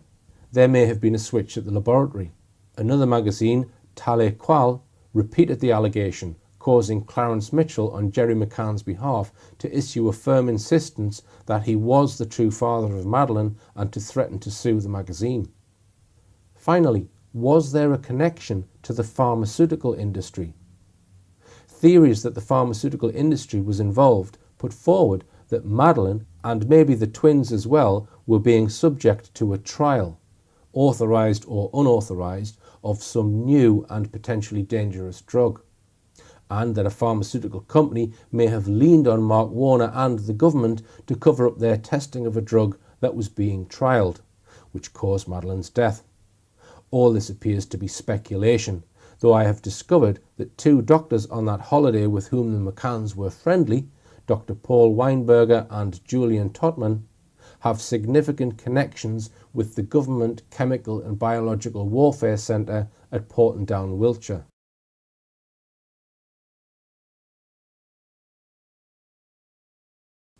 I had hoped to reach some kind of provisional conclusion about the most likely way Madeleine died, but I find that I simply cannot. I've discussed several ways she might have died, but at present I don't think there is sufficient available evidence to rule any of those theories out. But I firmly believe that she died, that the death was unexpected, and the McCanns and others had a strong reason to cover up her death. Look at this possible clue from Rachel Oldfield, one of the Tapper 7, published by the Daily Mirror on the 25th of April 2008, just before the 1-year anniversary. She was quoted as saying, "If you take the common sense approach and look at timings and the fact that they are medics and there are 4 other medics in the group, they would know what to do to resuscitate a child." Who said anything about resuscitating a child? Where did that come from? Was it a Freudian slip? Perhaps I shouldn't use that word anymore. It immediately raises the possibility that Madeleine had perhaps been rendered unconscious. But if that is what happened, it would line up with all of our scenarios. It would line up with an overdose of sedatives or drugs, an accident, or an attack by one of the parents, or maybe by a third party, so we are none the wiser. And another clue from Dr. David Payne when he was asked by the police about whether the McCanns had a kit bag for their tennis gear, replied by first saying they certainly didn't have a great big tennis bag, and then went on to say, but it certainly wasn't a big tennis, things that you could put a tennis racket in. There was nothing of that size that you could hide a tennis racket in or anything like that. Is this a clue that Madeleine's body was carried in a tennis bag? But again, if it is, it still sheds no light on how she may have died. To my mind, there is one theme in this case that tends to dominate all others, and that is the truly vast scale of involvement of the government and its security arms such as MI5 and Special Branch in protecting and supporting the McCanns. I gave many details in my first Madeleine film. 10 years on, this active government involvement continues. What might the government wish to cover up above all else? I suggest that they would be most worried if it emerged that senior politicians and members of the government, perhaps very high profile, were revealed to have been involved in very immoral and very illegal acts. High profile people who we think are autonomous might actually be being controlled directly because they have been trapped by security agencies carrying out child sexual abuse. If this was uncovered, it means these high-profile people can no longer hold office, and the security service loses control of their carefully manufactured assets. As we've seen in recent years, this is probably just the tip of an iceberg, with high-level politicians and celebrities being involved in paedophile rings. The McCanns brought paedophilia into their daughter's disappearance from day one. They went on to develop several news stories about paedophile gangs having stolen Madeleine to order. It may be that the McCanns' connection to the world of paedophiles is only slight, but even if they just had personal knowledge and proof of one very key person who was a paedophile, that might just be enough for a panic-stricken government to trigger the huge amount of support from British police and security services, government and media, who all seemed available at the drop of a hat to swing into action on the morning of Friday the 4th of May, and create such a powerful abduction scenario that 10 years on, most British people still believe it. I do not suggest that there is any evidence that Madeleine was killed as the result of an attack by a paedophile. But then, like so many others, I am troubled by the Lolita photograph of Madeleine. It's a very disturbing thought that an adult could make up Madeleine in a highly sexualized way in order to make her available for a paedophile. As for the cause of death, I have taken you where I can, but have not been able to completely rule out any of the suggested causes. And here's where I need your help. If you have any knowledge or view or opinion on what may have happened, please email me. This may be my last scheduled film about Madeleine McCann, but if anything new and credible should emerge, be sure I will be telling you about it. Thanks very much for watching this series of films. Just one final point on why I made these films. I made them to show to the widest audience what mainstream media are really about. If you've watched my whole series, which now amounts to about 14 hours of documentary, please follow these links and watch a BBC documentary about the case and a BBC interview with Robert Murat. With the knowledge you have gained from my films, you can now watch this BBC propaganda in its true context and know fully what they are up to.